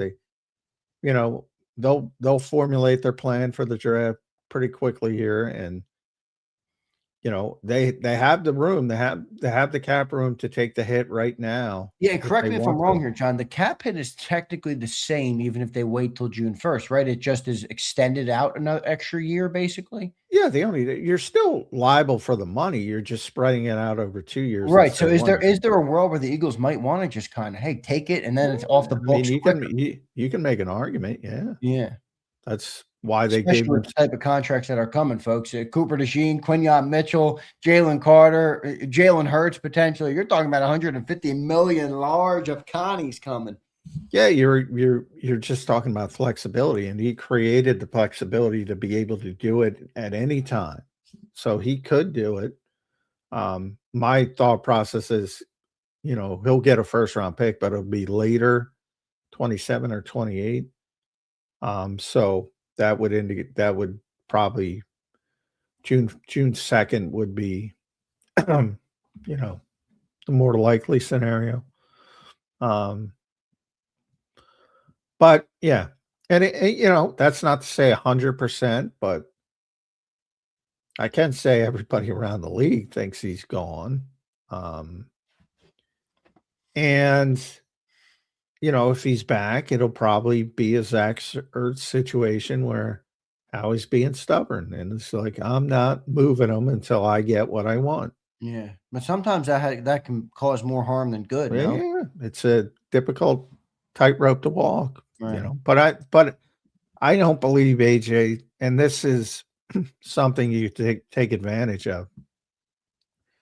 Even though I know a lot of people won't agree with me, I don't think AJ's a guy who's going to blow up the locker room or, I just, he's not that guy. Everybody loves him. No, but he's passive aggressive, John. Sure. Very passive aggressive. But it's very similar. That's why and unfortunately for the players, it was very similar with Zach Ertz. Like, Zach didn't want to be here anymore, but they knew he'd be a professional, so they can do it. I know people won't agree with that with AJ because of all the perceptions out there, but I think they know he'd be a professional. So it gives them the luxury of being stubborn. Whereas if the guy's not going to be a professional, you're going to cut bait. Yeah, but right. I think they know he's going to be a professional. And I know a lot of people aren't going to agree with that, and I don't care. I think they know he's going to be a professional.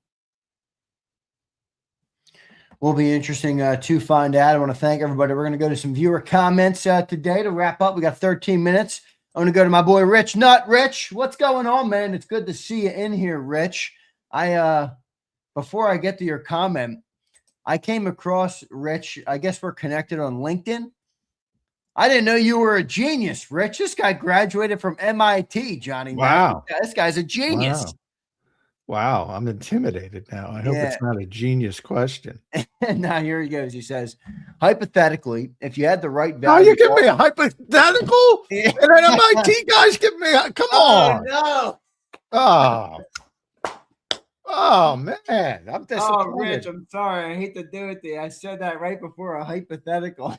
Oh, man. If you had the right value offered, would you take a blockbuster deal for A.J. Brown or Jalen Hurts? I know it depends, but – and then he followed up, said, man, come on. I think A.J. Brown's a higher-rated wide receiver than Jalen Hurts is. But quarterback is – you're going to get way more for a quarterback.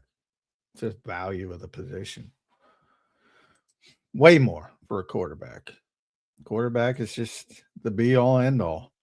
You know how many desperate teams there are? You know how many desperate teams would trade for a guy with 2 Super Bowls on his resume and that winning percentage? What would you get? Shitload. Well, you floated the idea of would you ponder a Carter trade? Did they ponder that? Maybe next year. The Eagles are still getting a shitload for Jalen Hurts next year if they want to move on. Even after another bad season. It is a quarterback desperate league. Yeah, it is. It really is. And this guy wins at a high level.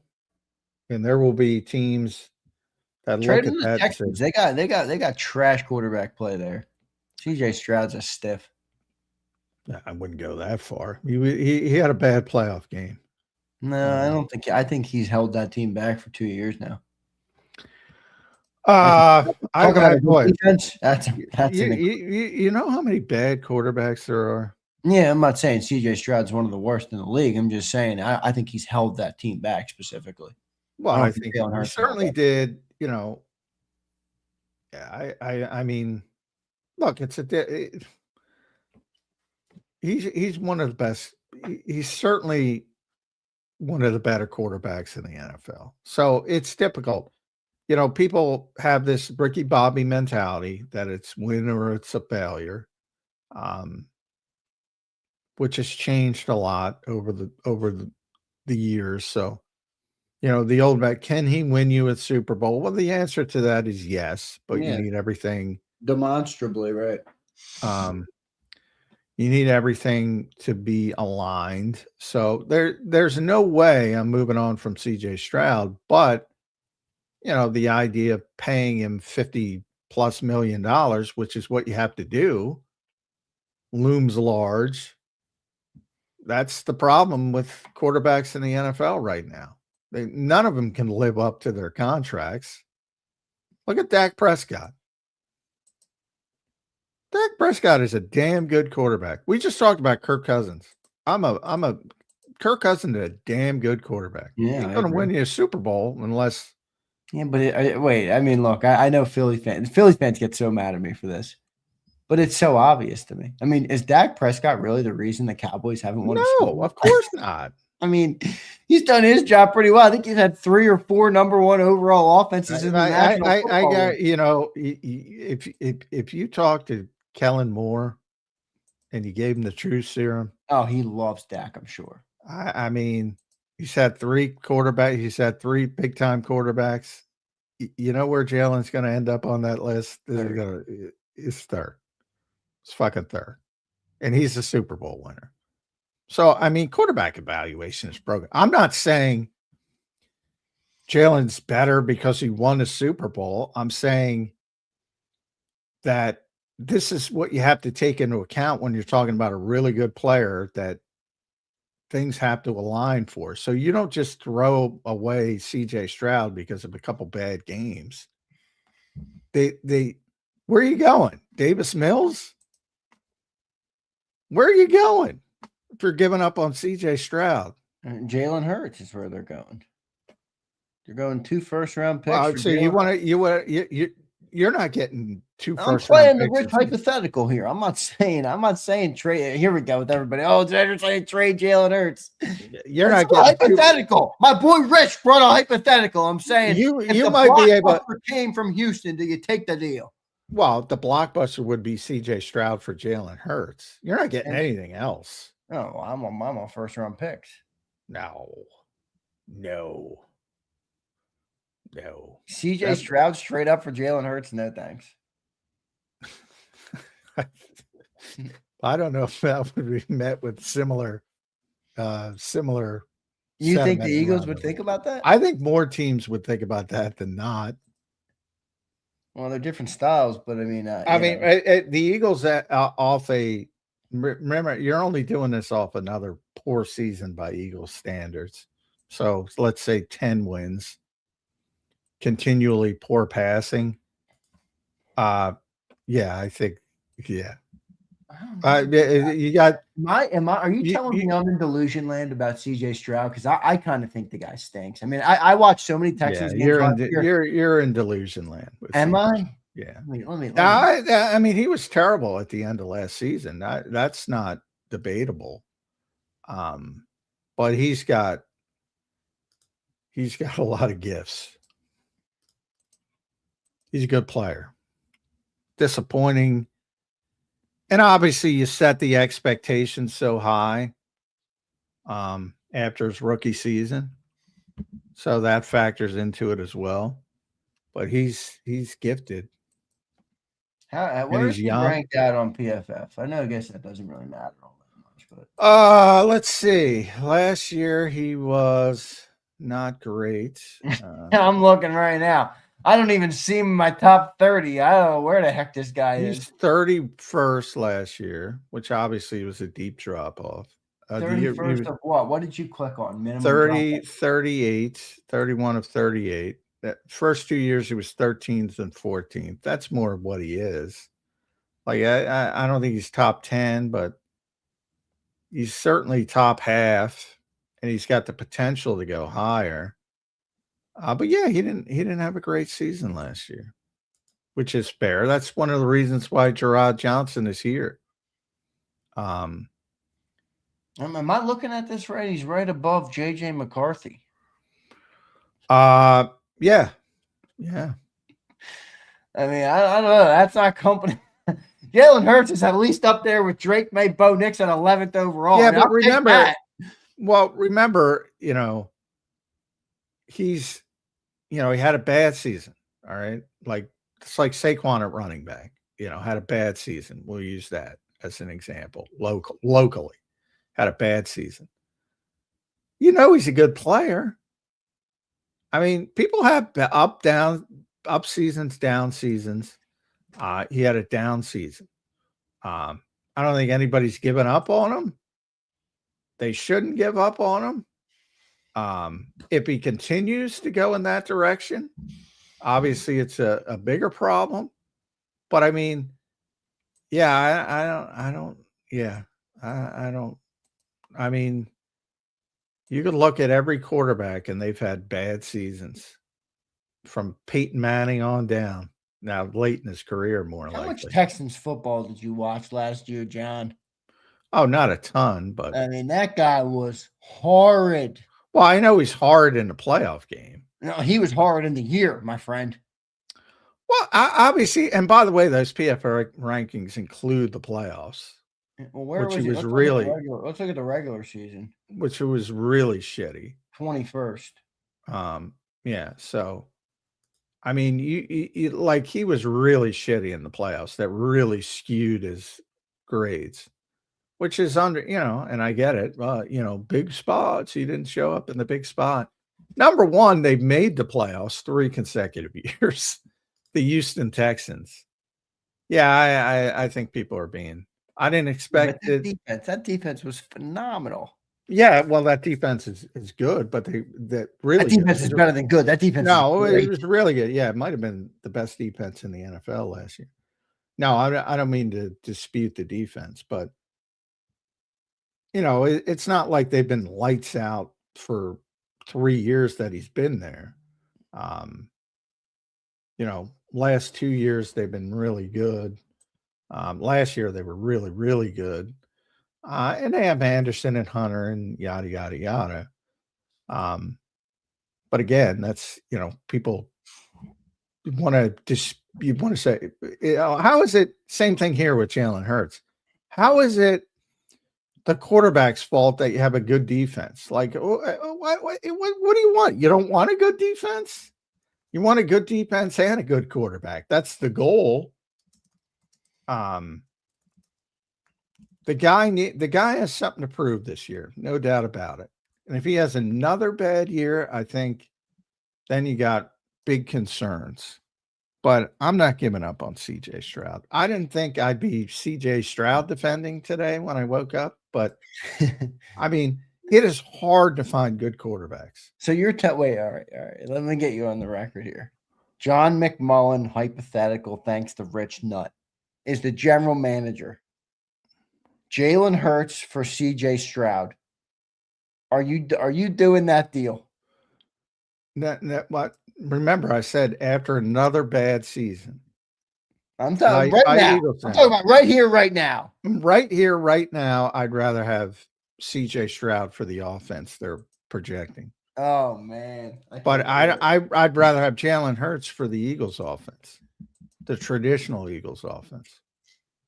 But if they're gonna go the route that they perceive they want to go, I'd rather have the guy who can throw the football better. That's all it comes down to. Well, if that's the case, why aren't they playing Tanner McMahon? Well, good question. Good question. Yeah. But I mean, from a larger perspective, taking the Eagles out of it, yeah, I'm not giving up on CJ Stroud. All right, we'll see. All right, John, good show today, my friend. We'll have hopefully Gil and BLG tomorrow. We got Devin Jackson on Thursday. I reached out to Rick Saratella too, so I'll see if he responds back to me. Maybe we'll try and get him on, Ian on. We got to get all these guys on before the draft again.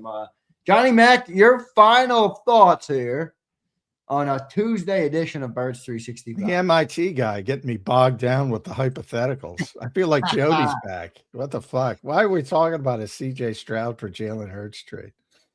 But yeah, I mean, good draft talk, and we got to get into more draft talk and less drama. Hopefully.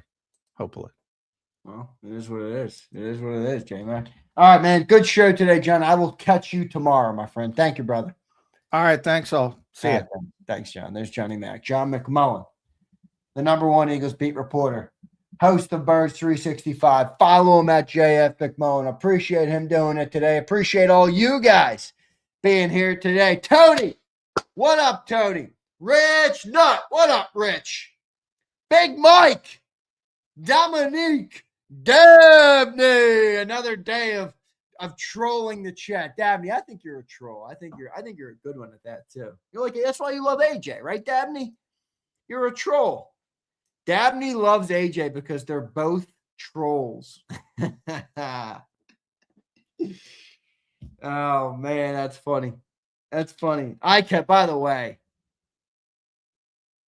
not often do I vehemently disagree with John on football. I vehemently disagree with him about CJ Stroud. I am not a CJ Stroud fan. I think that guy is not as good as people thought he was. Certainly not as good as where he was drafted either.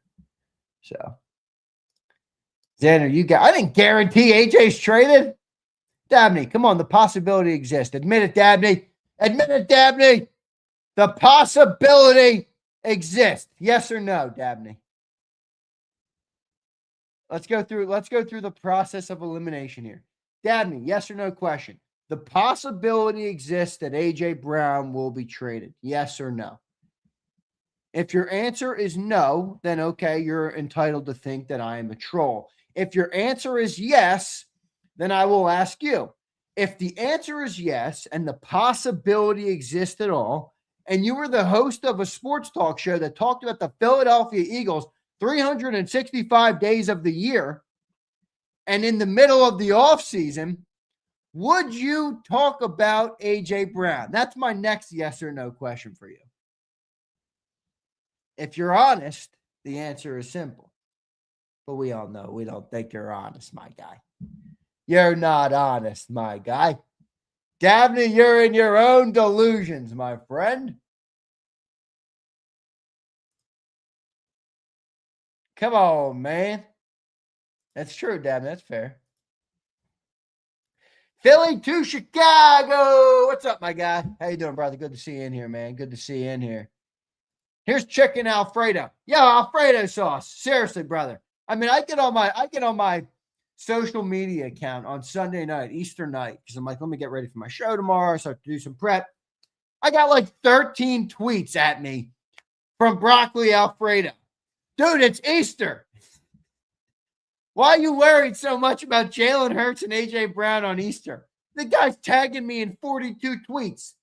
I'm like, dude, it's Easter Sunday. I don't give a rat's ass right now about Jalen Hurts and AJ Brown. I mean, I don't give a royal shit. I really don't. You're lucky I even looked at it. Broccoli Alfredo. Come on, man. It's possible we could. Yeah, hell yeah. I wish we had him, man. How much better would this team look with Trayvon Walker? Come on, man.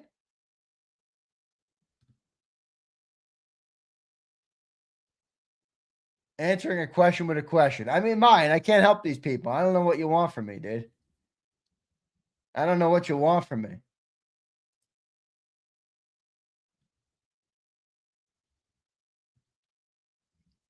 It is what it is. Fredo! What up, Fredo? Not to be confused with Broccoli Alfredo. This is Fredo. That's funny. There we go, Don. On the road today with a full tank of gas and a Dunkin' coffee. Nothing like it, Philly Don. A fresh full tank of gas. A nice hot Dunkin' coffee. Dunkin's got to sponsor the show. Actually, in honor of everybody here yesterday that was whining and crying to me about my $4 expenditure on a Dunkin' coffee, I have vowed to up my number for the month of April to 2 Dunkins per day. Okay? 2 Dunkins per day. In honor of you, Rasputin. In honor of you, everybody. We are up to 2 Dunkins per day. 2 Dunkins per day. How's that? Where are my financial managers in the chat? Z with the designer coffees. I'm a simple man, Case. Give me a Dunkin' and I'm good. Although I think this is all. I think we're gonna have a pretty funny conversation about this in the future because I'm pretty sure. I'm pretty sure my fiance plans on getting a badass coffee machine, and she said I'm gonna get up and make you your coffee every day. And I will say this: I am a sucker for things made with love. You know, it's like when somebody makes food for you, it just tastes better, doesn't it? At least that's my perspective. Just tastes better. So if my beautiful woman is hand delivering me a coffee every morning, I will sacrifice my Dunkin'. I will sacrifice my Dunkin'. All right. Yes, see, trust me. Me too, Jason. Me too. I'm telling you, man, she gets that machine. I'll send you some good. Michael, do you own a coffee shop or something? Why do you keep saying that? Why do you keep saying that, Michael? Are you like a coffee plug or something? You guys want to hear a little story about my entrepreneurial journey? I lived in Texas for 2 years. Let me see if I can pull this up. This was actually badass.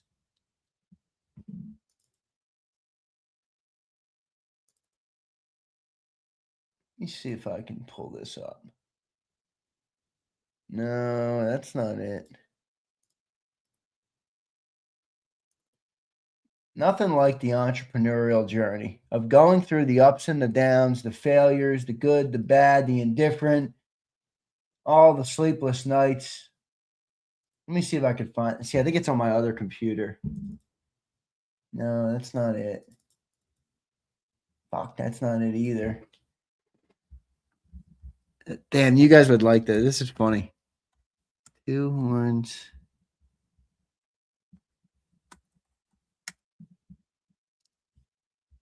Where is this? Damn it.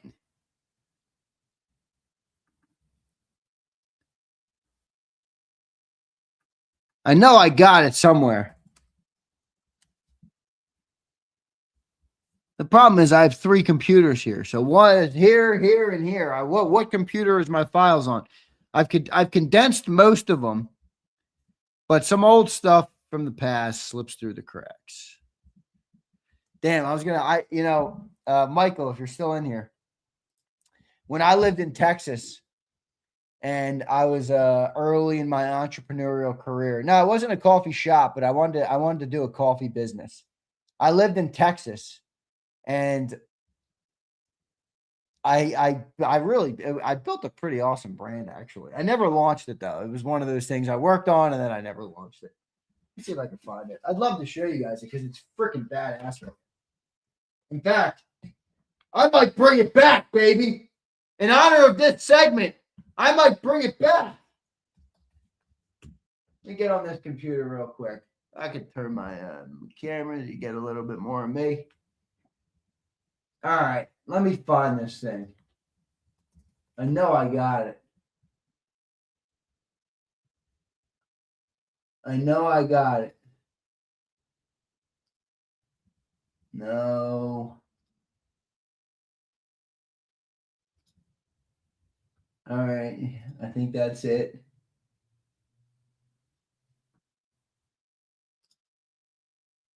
Yeah, baby. Dude, this is classic, this stuff. I love looking at this old shit. I love the entrepreneurial journey. Here, look. This is it. This is one of them. I have like 20 of these. Let me share it over. Let me share it to my other computer. Airdrop this biatch.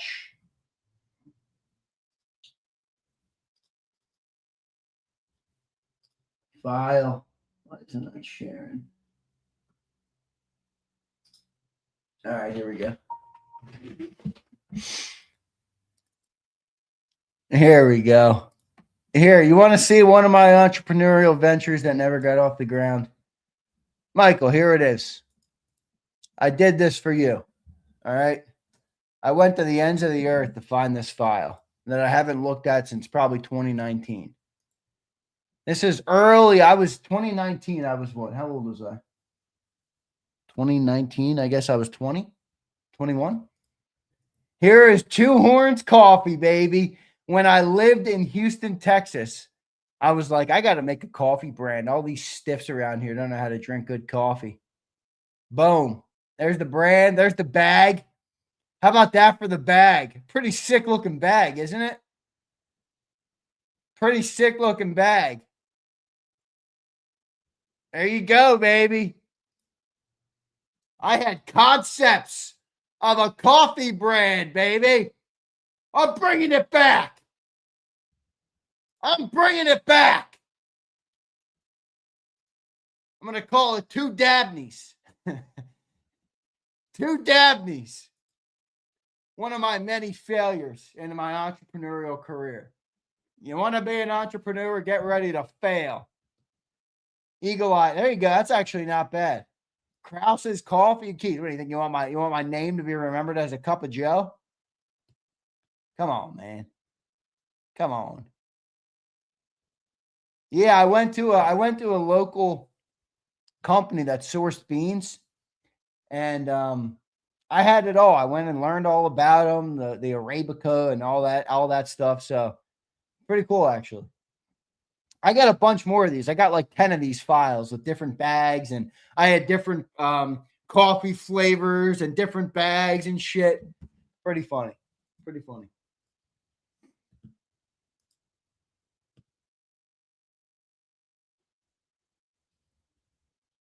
Pretty sick brand. Thanks, senor.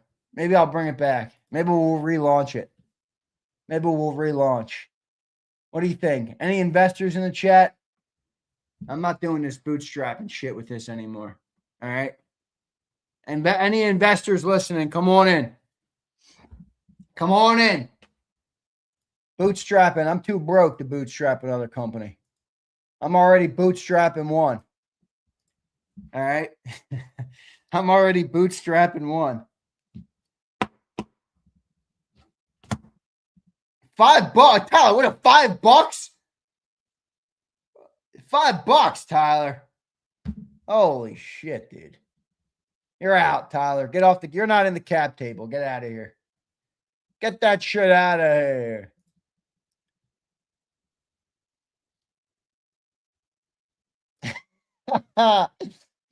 Krause Syrup and Glaze Holy Moly Donut Shop. That sounds like a Twiz business right there. That's not really for me. Zay, my best friend does own a coffee shop in Baltimore and DC called Zeke Coffee. See, I don't want to own it. I don't want to own a coffee shop. You know, I'll sell like what's that company that everybody knows? I don't buy coffee, as you guys have now learned the last couple of days. What the heck's that company called? Oh, Black Rifle. Black Rifle. That I would like that where you sell coffee beans. Michael, hit me up, dude. Let's do it. I got the bag. I already got the bag. I'll change the name.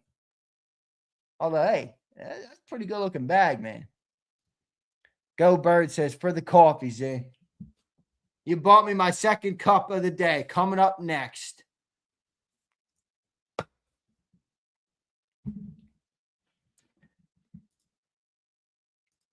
Rasputin, just to answer your question, that's probably why I never got off the ground. I was a broke-ass 19-year-old living in Houston. I've told this story many a times. Our rent, I lived with my brother in a 2-bedroom apartment, all right, in Houston, right next to the ballpark. It was actually fun. We used to go to the Houston Astros games because we literally lived right there, and I could get tickets to the stations. Our rent was $2,000 for the 2-bedroom. We split it, obviously, 2 ways, me and my brother and I. So I was making, I don't know, $1,100, $1,200, $1,300 a month. My rent was 1,000 beans. We split a leased car payment on first we had a little Volkswagen GTI that we bought used for real cheap. The thing fell apart. The headlight came out. The whole draping came down. Everything blew up. So we sold that. And then we leased the Tiguan. It was like $230. So I had half of rent was $1,000. Half of the car was like $120. And I had about $150 for food and everything else. Needless to say, I racked up about 15 grand of credit card debt before I moved out of there. Before I moved out of that biatch. I had about 15 G's of credit card debt when I rolled out of Houston. I said, yeah, that's the life of trying to start businesses. So it is what it is. Yeah, Galleria, that's a nice mall in there. That's a nice mall. Yeah, my brother did. My brother was actually on, I don't know if it was scholarship, but it was like when you go and get your PhD, certain programs will pay for you to get your PhD done. So he was in the Army National Guard. He did research at the Army Research Lab. He got accepted into Rice on basically a full scholarship. So he was getting his PhD from Rice at the time and making, I don't know what he was making, 25 G's a year, maybe 25, 30 grand to live. So he paid the insurance. Yes. I didn't have any money. I went into debt to buy groceries. Not often. If you're not in a good spot, if you need to go into debt to buy groceries, you're not in a good spot. You're not in a good spot. So I was broke. I was as broke as it gets.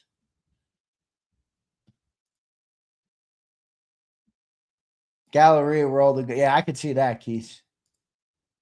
Z's two daddies coffee. What the fuck does that mean, you weirdo? Not even a funny comment. It's just weirdo.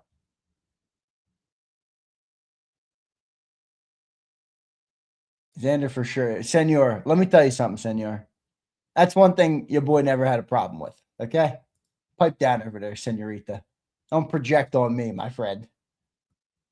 When you got it like that, it doesn't matter what amount of money's in your bank account. Let's buy us a Wawa, Z. You want to buy a Wawa? What, like a franchise? Nah, I don't know about that. I'm out on that. Gary says, starts a coffee brand with Hertz. He's from Houston's. Instead of 2 horns, you can call it 2 reeds.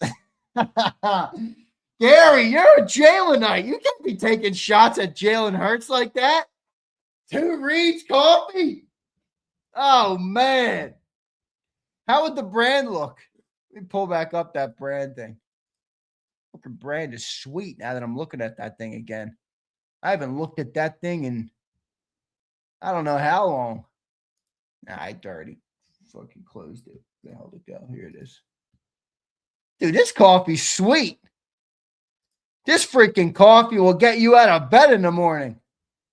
Grab coffee by the horns, baby. This is like a Dominique Dabney special, this thing. Holy moly, look at that thing. Dude, we got the Route 66. You got the Texas stuff on the side. Come on, man. It's a fire brand. You kidding me? 2 reeds. Gary's hit me with the 2 reeds. Roll. Oh, that's even worse. Roll right coffee. That's hilarious.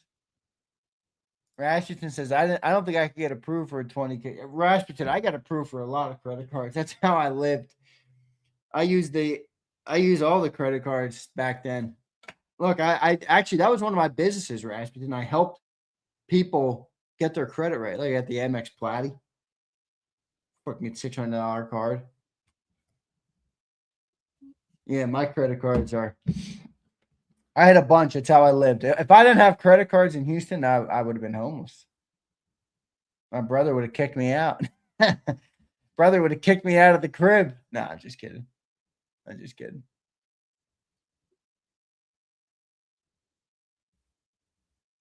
Wow, I didn't think Wawa was a franchiser.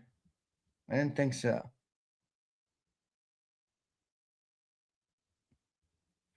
Four Verts. There you go, Big Mike. That's a good name. 4 Verts Hurts. 4 Verts. Start your off season right. Oh, that's funny. All right, I'm out of here, man. I'm done talking to you guys about coffee. It's the second straight day we're talking about coffee. You guys that interested in my coffee habits? Holy moly. Holy moly. like, Twiz, what's up with these people? What up, Preston? What up, my guy? Remember yesterday I told you guys my ZK's Garage short was at like 13,000 views? That thing's on the move. It's up to 41.1K. Oh, my. I got to find another short. Somebody give me a good topic for my ZK's Garage for a short channel. Not a short channel, a short video. I did the how much does it cost to fill up a C8 Corvette, and it got me 41,000 views. What's another topic like that I can make for a short form video? Give me something. Now, superchargers, that's not a short. That's a full long form video. I'm not putting a supercharger on my LT. I'm not doing that. Kidding me? That motor's clean as hell, dude. You want to work on a C8, you don't need to go inside the motor. You can stay all around the motor. You don't need to go in the motor. You want to do an intake and exhaust, headers, cats, go for it. You don't need to go inside the motor. You don't need to go in the motor. How to clean the vet? That's not bad. My vet is, you could eat it. I could eat dinner off my Corvette. It's so clean. I could eat dinner off it. My uncle was here this weekend for Easter. He is a legend. My uncle Tony. Both my uncles are Uncle Frank and Uncle Tony, but he is he's got a lot of similar hobbies to me. He fixes vets up and sells them. He loves stuff like that. So we were looking at mine. He gave me a bunch of good ideas for mine. Maintaining ceramic, that's not bad. Sheets is poopy. Feature walkthrough, that's not bad too, Chicago. I got to come up with something. Because 41K views is pretty good. All right. Yeah, Fredo. I do both. I do myself. I got a nice I got a pretty good setup, but my brother really has the badass setup. He's got like a Cransley power washer. He's got like everything, dude. No, Rich, where'd you send him? I didn't see him. Where'd you send him? I got too many platforms. Too many freaking platforms here. But tell me where you sent him and I'll check him out. 0 to 60 POV, that'd be good. I got to find a good spot to do that, you know. I told you guys. Dakota, I don't know. I haven't seen Dakota in a little bit, but Dakota is one of our viewers here on JAKIB. He works with a like a concrete and asphalt business.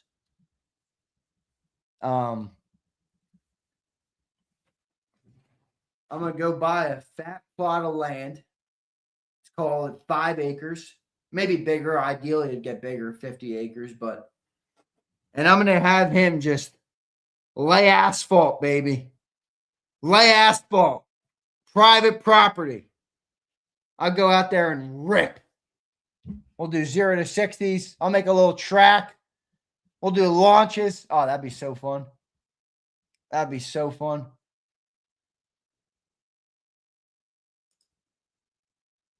I'll check him out, Rich. I'll check him out. Or email him me, Zander@jakibsports.com. Not to be confused with Zander@twohornscoffee.com. Zander@twohornscoffee. Mike, are you going to purge my brand? You can have it, dude. I'll send you the bag. All right, I'll send you it. Go ahead. Start it up. All right, guys. I love all you guys. I appreciate each and every one of you. 16 days out from the NFL draft. What will the Eagles do? Where will A.J. Brown go? It is what it is. Love all you guys. See you next time, everybody. EAGLES. Eagles.